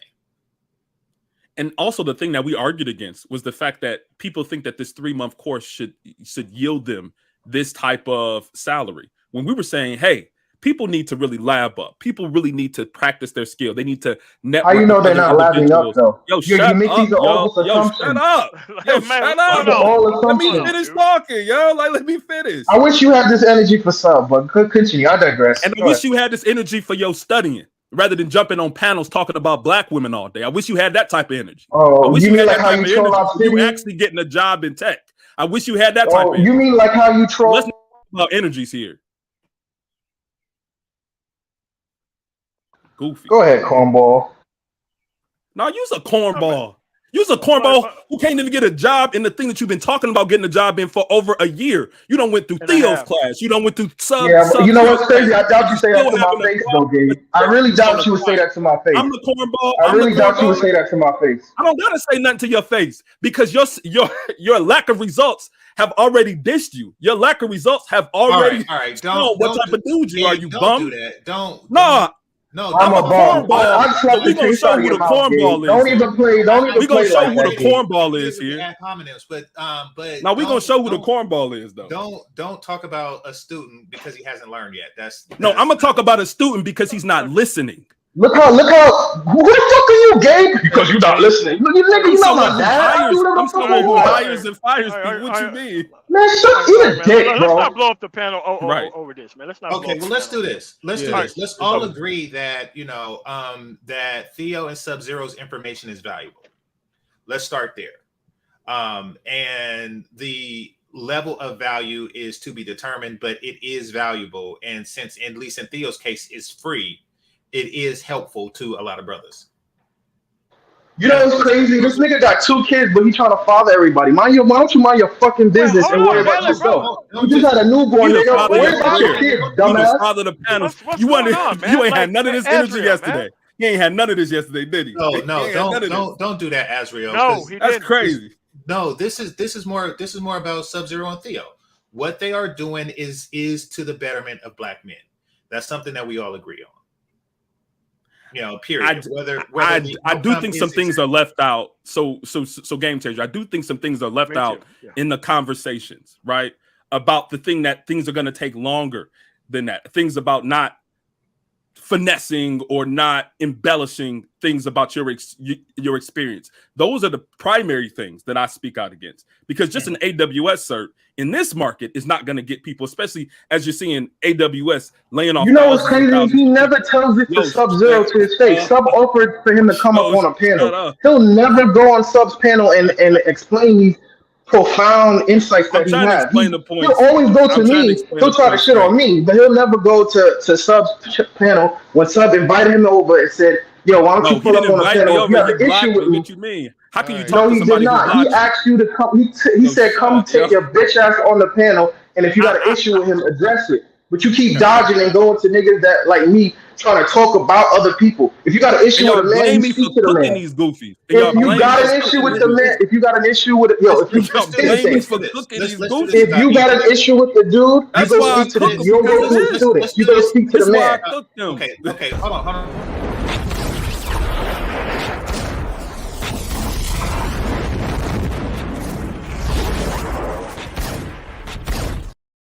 All right, I just came back. Let's that do this wasn't about me. AWS. I don't know who was deflecting what. I'll tell people what I know about AWS.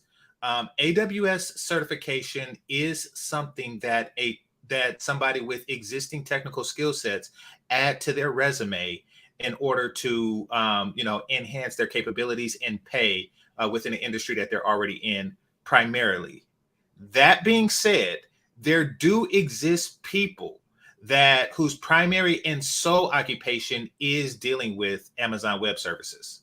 And they do get paid highly. These jobs are very competitive because it only deals in one particular skill set that you have to compete in.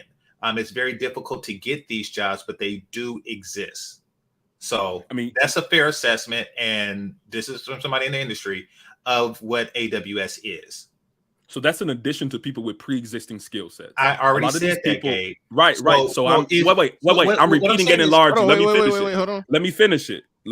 I'm saying that's for people with pre-existing skill sets. Many of these folk who are brand new to the field, like individuals like Azrael, he has no experience in tech.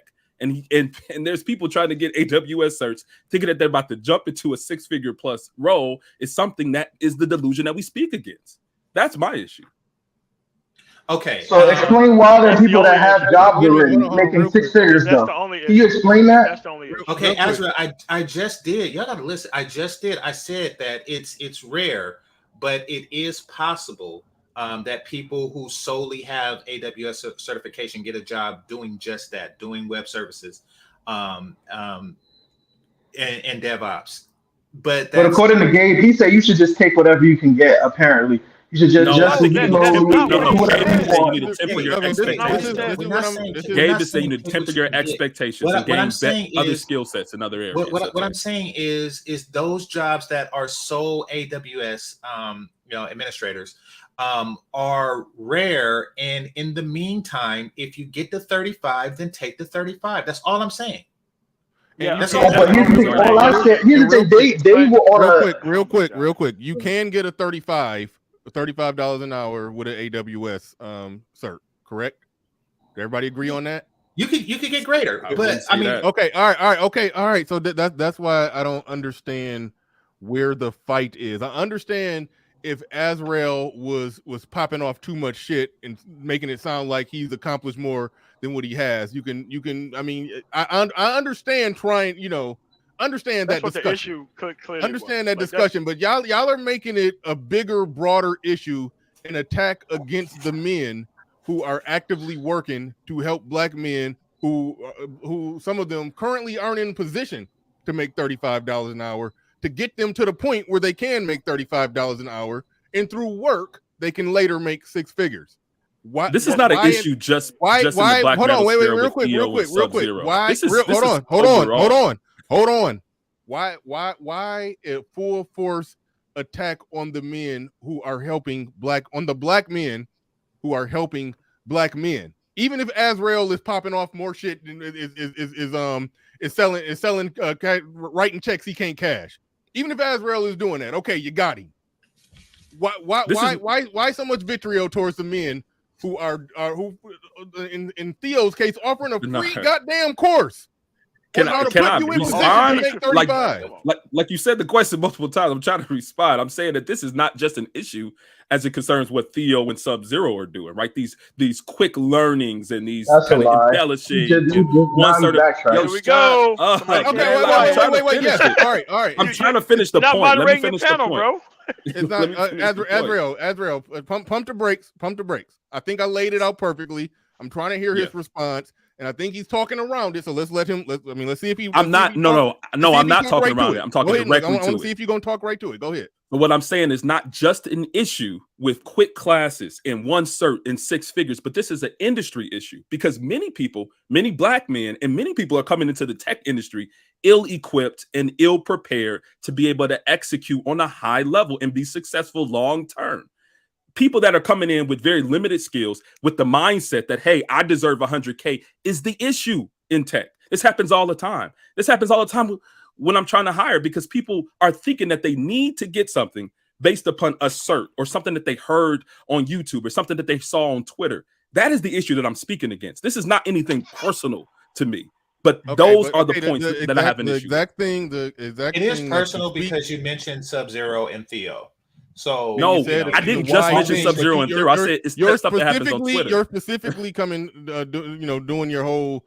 Setting your battle lines, your grounds where you fight, where you raise sword and shield, and when on black men helping black men. So it's not just black men; it's everybody. Hold on, but real quick. Here's the deal, and damn it, I lost the point that I was trying to make because it was a good one. Sub-Zero. Okay, I got it now. Sub-Zero basically. When he gets people through his course, he says he sticks with them, even after the fact. When they go on their interviews, he say, record the interview. We're going to come back. We're going to listen to the interview. I'm going to help you through the interview. He helps and guides them all the way to the point of them getting hired. So it's not come on, 6 figures. We get it popping over here. You get the cert, and then he kick you out the door. I got your money, got your bitch. And then you off on your own, struggling for a year trying to find a job. So, I mean, a lot of the stuff that you're saying, Sub-Zero, when I talk to him, he addresses that shit. So it's like you're creating this scenario where you basically. So how come he didn't stick with Azrael the Daywalker then? What the fuck are you talking about? I have his number. Time out. Azrael, you gotta just not react so fast. Okay, Azrael. Okay. Did Sub-Zero? Okay. Did you get a cert working with Sub-Zero yet? We don't do certs for this course. Okay, did you finish? Stop. Did you finish his class? Yes. Okay, when you finished the class, did he kick you out the door and say, "Got your money, bitch"? No, I talk to him like probably every other day. Okay. So we just refuted that one. Anything else? Because this is getting stupid. Not really refuted. Like what we're talking about. Like so, when you say that he stays with them throughout the whole thing. The way this guy represented himself yesterday on Citizen Lou's panel is proof that he didn't stay with this guy to have him representing himself.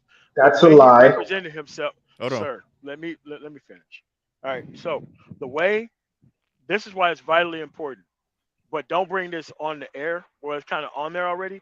But you have to listen to the last 2 to 3 hours of Citizen Lou's panel yesterday, where we because this is a problem.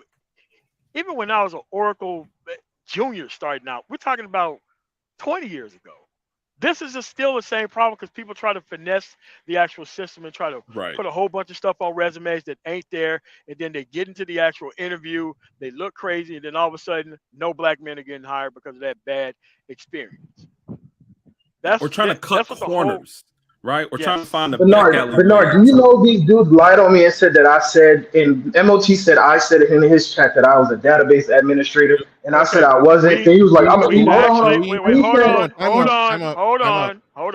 Real quick, before you address that, do we have any evidence that Theo or Sub are telling people to lie on their resume? No, but this is one of their students. Hold on. Just to be clear. Just to be clear,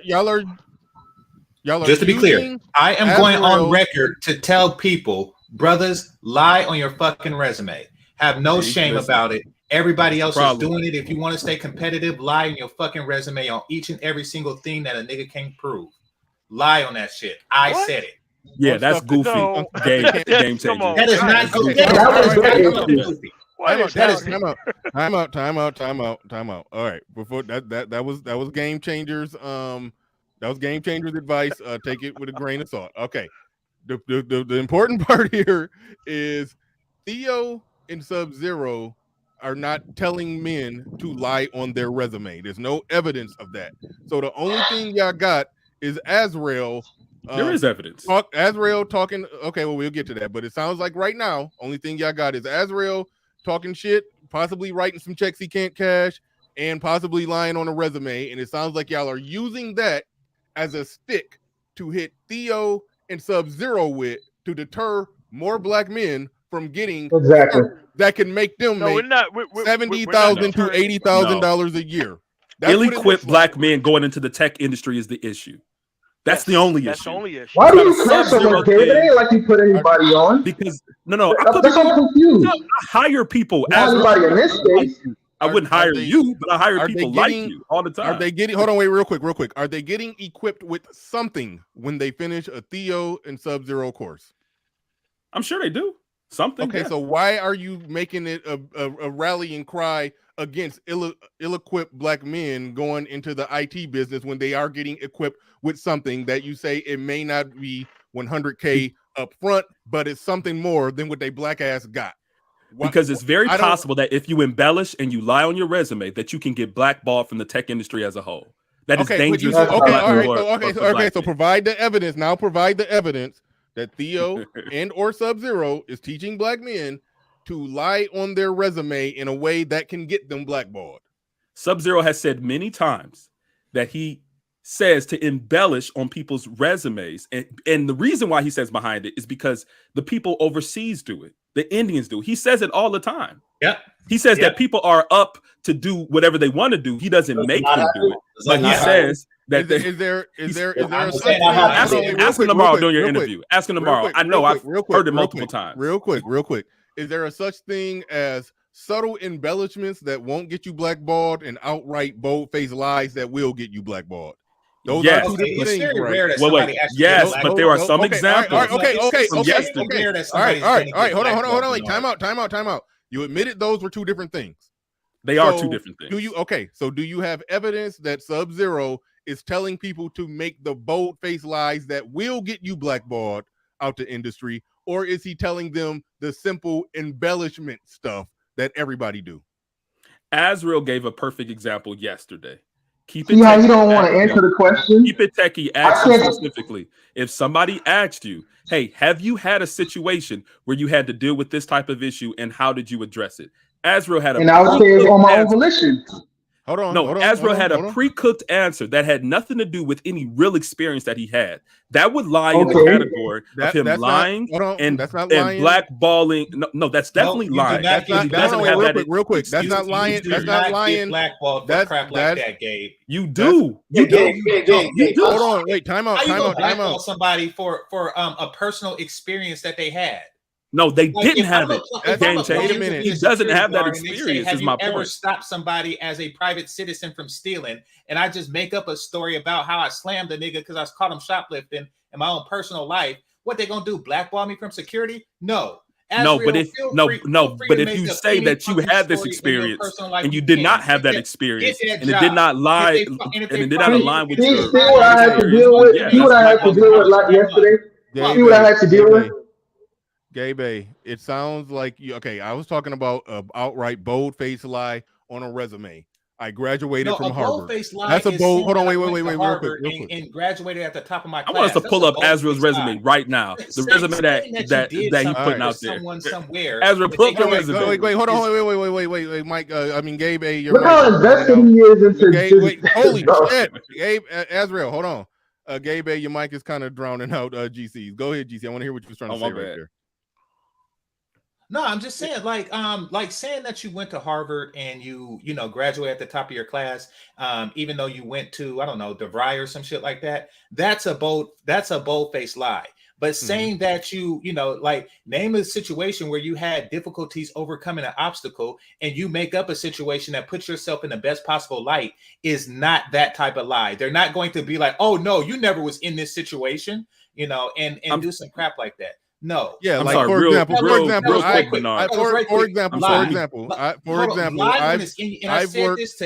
said this to rest in peace. I said this to Alan Roger Curry, you know, when he was around, when it's in your own interest, fucking lie to these motherfuckers, because if you don't, somebody else will, and they will get the job. Period. I'm sorry, Bernard. Put it looked like hold on, wait. Put in something definitive in writing. I do see how that could get you blackballed. If they ask a question about your leadership, like for example, I was working an entry-level blue collar job, you know, just reading blueprints and plugging some shit into the machine. You could learn it on the job. I was there kind of for like 5 years, so I did have to train a lot of people. I did have to teach other people how to do some entry-level shit. Yes, I embellished and trumped that shit up. I was a goddamn team leader, captain of the year in that motherfucker. So yeah, when they asked, but Bernard, you're not going according to the book, Bernard. Bernard, you're not going according to the book. Hold on, it goes deeper than that. Wait, like if you work a machine out, you work a machine, and say the machine that you working was the TI 86 or some crap like that, and then they say, do you have experience with the TI 92? You say yes. And then you figure out the TI 92, and if they fire you, you got paid for a month while they do that. Fuck them. They're not gonna blackball you. Yeah, what's up? I don't know about that one. That one is a little tough. That one is a little tough because you may show up on your first day and they may put you at the T92 machine and say, "Get to work, nigga," and then you like. I don't know, you know. Okay, so, but yeah. you take time. That sounds like you're being ill-equipped. Okay, first of all, I'm working on the premise that the TI 86 and the TI 92 are very similar, and a reasonably intelligent person, given a reasonable amount of time, will figure out the differences between the two. And if not, it's, you know, you're better off than you were before. All right, we got Citizen Lou on here. Citizen Lou was the one who they saying it was an epic stream of which Azrael, one person, made an entire IT academy for black men look bad because he said some stuff that they disagreed with. As Azrael sold a wolf ticket and wrote a check he couldn't cash. And now we got to scrap Theo and Sub-Zero. Like, so anyway, nobody said that, and that is not the premise. I don't think that was the. You falsely representing the premise. But go ahead. Okay, I was representing what you said, but go ahead. But go ahead. So salute to everybody. Yeah, so that happened on the stream yesterday. So how the conversation evolved? We were. Azrael said he had a bunch of offers, and he said he's gonna wait a month or something like that. It became like we're trying to teach him, like, okay, man, you're new in the game. You need to kind of like understand what the job market's like. Just go ahead and get one, get some experience. Then as it evolved, you know, we were trying to understand how Azrael had this much confidence. And then things said, he said, he was saying certain things. And the reason why Theo and Sub-Zero came up, it's just like you said, I mean, bro, you're making it look bad. So we're trying to, because like even if you're doing jiu-jitsu or something, right? You can't just say but hold on. I'm not hearing them saying, hold on, Azrael, you're writing checks you can't cash and you're making Theo and Sub-Zero look bad. What I'm hearing them saying is Theo and Sub-Zero are bad. Black men shouldn't fuck with them. That's not what we're saying. No, I don't think we're saying. I don't we're think saying that. Exactly what Blue said. We're saying exactly what Blue said. I support anybody with a free course, a paid course, a cybersecurity, networking, AW, whatever. I support that at all. We were just trying to punch in Azrael. It was like, Azrael, come on, man. You got a 2-month course and you trying to you just got to understand with the market. You can't be thinking like that. It was coming from a place of trying to get him in, because we've been trying to get Azrael into this. We've been talking about getting to the field for a minute. I've never said. I didn't hear Gabe said. I didn't hear Keep It Techie. Nobody said they want the Sub-Zero. You didn't hear. Hold on, real quick. You didn't hear MOT or Gabe. I think your heart and I'm not as familiar with your content, but I think your heart and your mind might be in the right place on this. I think people take conversations like that, then they go in the back chat and they claim victory and they write their narratives, and then they go on the stream calling people grifters and shit. That happens. So even though you may be, I'm sorry, what? Who called them grifters? Who called Sub-Zero and Theo grifters? You mentioned that yesterday. The whole goddamn No, Black nah, Manosphere is You grifters. did leaving the mention song. that. You were like, oh, they're just, it's a great, you said they're selling grifting and his courses, they're just selling, trying to compare no. it to You said that you are the a bad Manosphere. representation of the products of those classes. yeah, and that has to, and You that are has the to be product. addressed. And that has to be addressed. Asia, if you're leaving these courses with that type of mentality, then Oh, you then need to be the confident in student must, myself? bro. All right, bro. Because that's what you were saying. You said I had too much confidence. That was Yeah, your because word. you haven't been through the process. You don't So you're understand saying I shouldn't have high confidence in you haven't myself had that one I'll be interview. You haven't had confident. one interview, Adriel. So I'm not supposed to be confident in myself? Is that what you're saying? No, you need to be Bro. realistic about your Yeah, I mean, it's not saying. I mean, bro, I'm not saying you competencies. shouldn't be confident. It's just Define what you mean by had labels. realistic, though.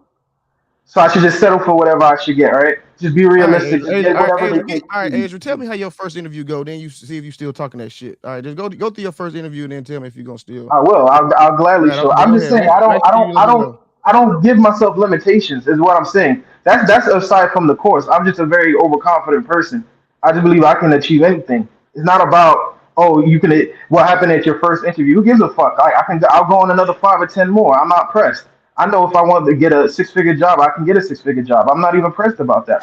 But you're not putting in the work to do it. You on these How do you panels know? claiming How do success you know? How because do you you on these know? panels claiming success and victory. You said you got all these offers. These are job postings. You cannot claim victory and then still Okay, have I this misspoke. mindset Instead of saying of posting, I said confidence. offer. That's Big delusion. whoopty whoop.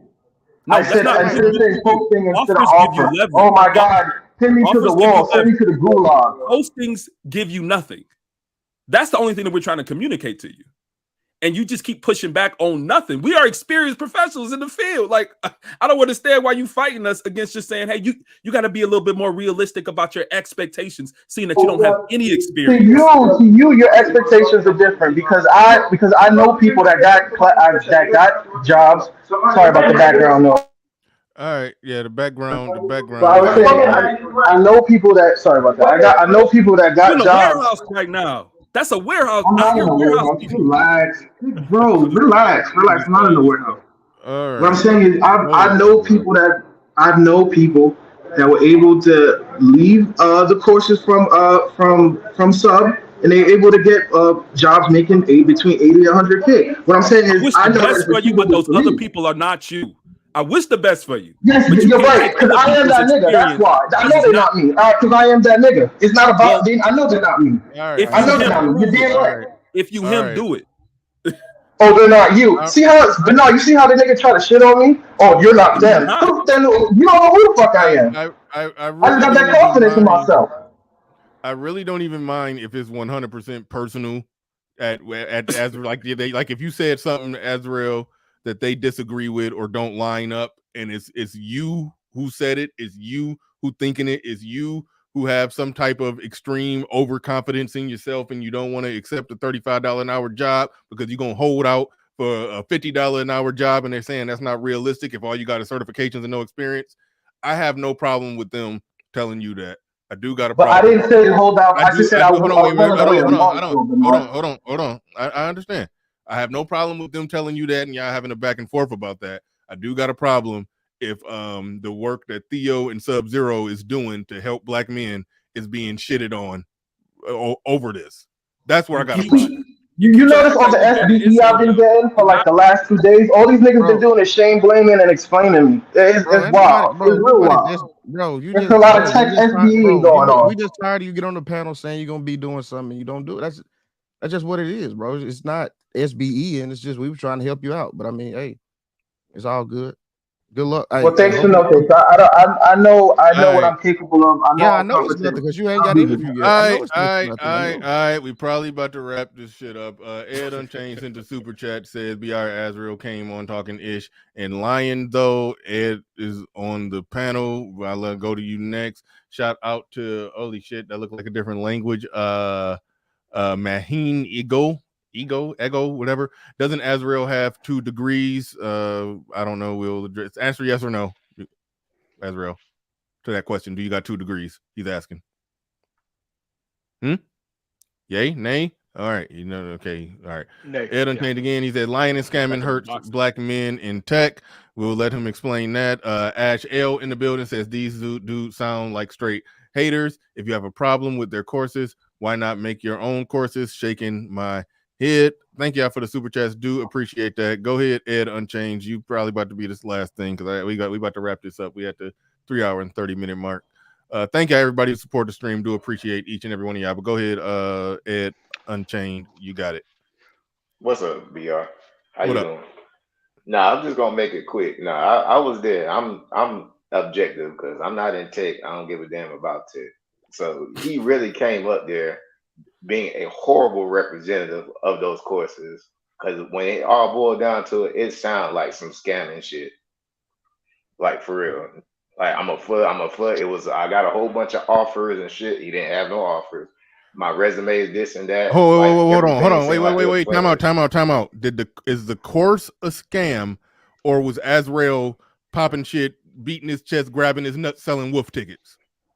It was Azrael, but that's what I'm saying. Okay, all right. I don't care about he came from these courses, though. He came from these courses. He was the one. He's a product of the courses. That's y'all are bending. The product of the backwards. courses is just as important, don't you think? Isn't that why people give customer feedback? I think it's a product of Azrael's. This is not a product of the course.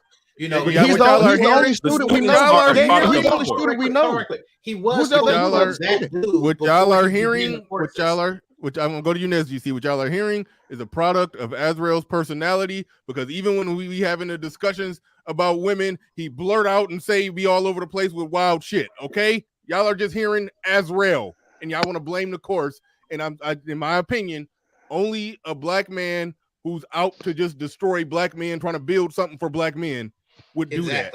And I just can't fuck with that. But go ahead, GC. No, I was gonna say exactly that. I mean, like the whole "I am that dude" mentality is something that Azrael possessed before he began that course, I'm sure. So he was a product of himself, and this isn't a shot at Azrael, but he was a product of himself before he took that course. He took that particular personality type into the course. You know, the course did not breed that personality type into him. I mean, do you think Azrael knew how to embellish his experience and flub different? So what? You damn I know right. you're saying somewhat because you a little scammy too. I'm putting you in the question, GC. Period. Point blank. Period. No, that's important. To get into industry, especially if you're trying to get your foot in the door. But that's not what we're talking about here. You're trying. That is what we're talking about. If that's encouraged during the course, that has something to do with the course. Because you feel that Azrael has unrealistic expectations of himself. That has nothing to do with the course. There are things that Azrael communicated that has something to do with what came from the course. Something other black men are building down. Because you like, no, you okay with lying about your experience, but the industry isn't game changer. So if there's a course that's encouraging that, that's a problem. If you want to get into tech, they have information for you. That's it. That's all. Period. The point if you want to lie, don't go through courses where you lie. Like y'all going to two different extremes. The point was never to lying is not a factor of the course. No, lying is a factor of you being successful in the field. Yes. Look what Friedman said. It's a attack by proxy. That's all it is. They want to get on me for my personality and saying that I'm a reflection of what Southern and Theo is teaching. That's just me being me. If I have the confidence in myself that I can get a 6-figure job, then why is that an issue with you? And why is that training organizations and universities? It sounds different if you say that you went to community college versus I went to Harvard. The students are a reflection of the course, and that brings prominence to the training institution. Stop trying to disconnect the two. This is not the quality of IT professionals. That's not bending nothing over backwards. That's a fact, Bernard. And I know you don't want to. I know you don't. I know you don't want to admit it because those are your guys. Those are your fellas. It's not even bending over backwards. It's dumpster diving. Which has nothing to do. How you mute me but not mute Game Changer? It has nothing to do with the type of education. Because you don't agree. You block and mute people when you don't agree. I don't. No bullshit. I block him. Did you mute Game Changer when he was just talking? I blocked disingenuous. I didn't even hear him talking. I blocked disingenuous. What you mean you ain't hear him? Come on, disingenuous pieces of shit. All right, listen. But anyway, don't nobody be over here anyway because it's goofy. And all right, there we go. He was about to call. He was about to call this an echo chamber.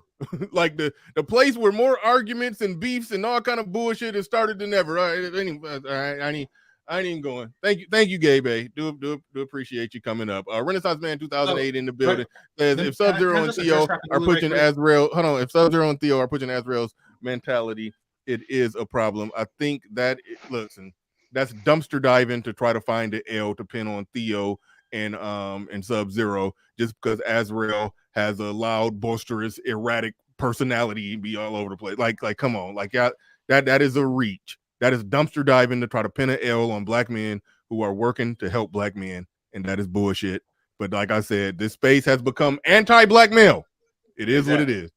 But go ahead, GC. Take us home. No, I mean it is more that mentality. I mean, listen, because Shakanula was saying something in the chat room, like, you know, you claim to go to Harvard and you went to a community college. Yes, that is a lie. That is a lie that you will get caught on, and that's the lie. That's the type of lie that you shouldn't be telling. But if a company says that, you know, hey, we need a 3.5 GPA and you have a 3.45, then damn it, lie. If they're not going to check it, okay? Don't be stupid. Don't. But GC, that's not going according to the books, and that's going against the industry. GC, you can't do that. I'm saying that's what Gabe is saying. That's not going according to the industry, and the industry will find out that you got a D in quantum physics, and then they're going to blackball you because they found out your GPA is a 3.0 instead of a 3.2. No, do not behind your back like that, because what'll happen is you'll lose that job to somebody who has a 2.4 GPA. So, you know, let's not play that game. This whole honesty and integrity and stuff like that. You know, listen, when it's in your own best interest, do not lose money off of some crap like that. I mean, don't get ridiculous talking about, you know, you graduated top of your class and something, and then you find out that, like, hey, wait a minute, I've seen the valedictorian of your year and it wasn't you. Don't be no crap like that, but just reasonable, especially if it's something that you know. It is up to them. They have tests. They have all kind of screening processes for that. Like if you say you know something that you don't know, and if you study and you pass that screening process, then at that point you know it, and then you get that job and you get that money. The fuck up, you know, on that. Now, as far as the other thing goes, but once again, this is just a way to discredit somebody by calling them liars. Everybody's a fucking liar. Look at Donald Trump's taxes. Show ass up. You know, basically what he's doing is he's creating a standard and putting it on Theo and Sub-Zero and saying that they are not meeting the standard, you know, and this is just a way to, as you say, take down a black man that's trying to help other black men. It's stupid. I fuck with niggas like that. That's all right, yeah, we about to get about the issue. That's not the issue. All right, go ahead, MOT. Yeah, we keep trying to like. That was never the issue. Like, yeah, we keep expanding. They literally said, Bernard, they said I need to humble myself. Adrian, you gonna let other people talk? Too arrogant. Like, why should I humble myself? Bro, Azrael, let somebody. I can't tell who's talking. Go ahead, MOT. Go ahead. You ain't said nothing in a while. Go ahead. All right. Okay, so the simple issue was yesterday, things were being presented. And as a person who went through both of these people's courses, this is a bad representation of that. If they stayed with you honestly throughout the entire process after you graduated, there's no way you would have presented yourself how you presented it yesterday online. We always there. Most of the people in the chat also were there. American Negro, who I do not agree with on anything. Gabe A, who I definitely don't agree with on anything. We were there all making the same point that simply, you have to be able to present this stuff in some type of a truer light, and you have to be able to take the actual opportunities that come your way. If your money was straight, you say your money was straight, so we're like, okay, there's no respectfully, reason to you're not my moral compass, though. Okay, hold on, Azrael, let him go. All right, so that's all I'm saying. Something was presented yesterday that definitely was not true by all the proof and the actual 5 IT professionals on the panel. None that didn't have classes or any of that. Most of these people up there were all IT professionals, myself included. I used to be one. I've been out of it for quite some time, but this is still a problem that was even happening then. Bernard, let me say this real quick. Here's what I want to say to MOT. Wait, hold on, Game Changer, real quick. Let me tap in real quick. MOT. If somebody gets a DUI that went to your trucking school, I'm gonna say that nigga's a drunk. I'm not gonna say anything about your school. It's not the same. That's not the same. Elaborate. Okay, if you get a DUI after you graduate from any trucking school, that's not a reflection of the trucking school. You specifically went out and went over the legal limit to get drunk for something. It's not on the Exactly. reflection of anybody but you.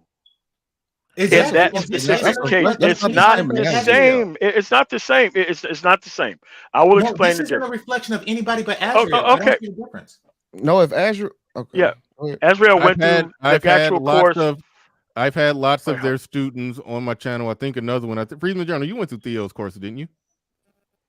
I participated in it. It's a good course, and it was helpful. Matter of fact, I went to the first Manosphere meetup. Say again. Okay, so I went to the first Manosphere meetup, and just listening You gotta to mute. Theo's advice put 6 figures in my pocket, basically.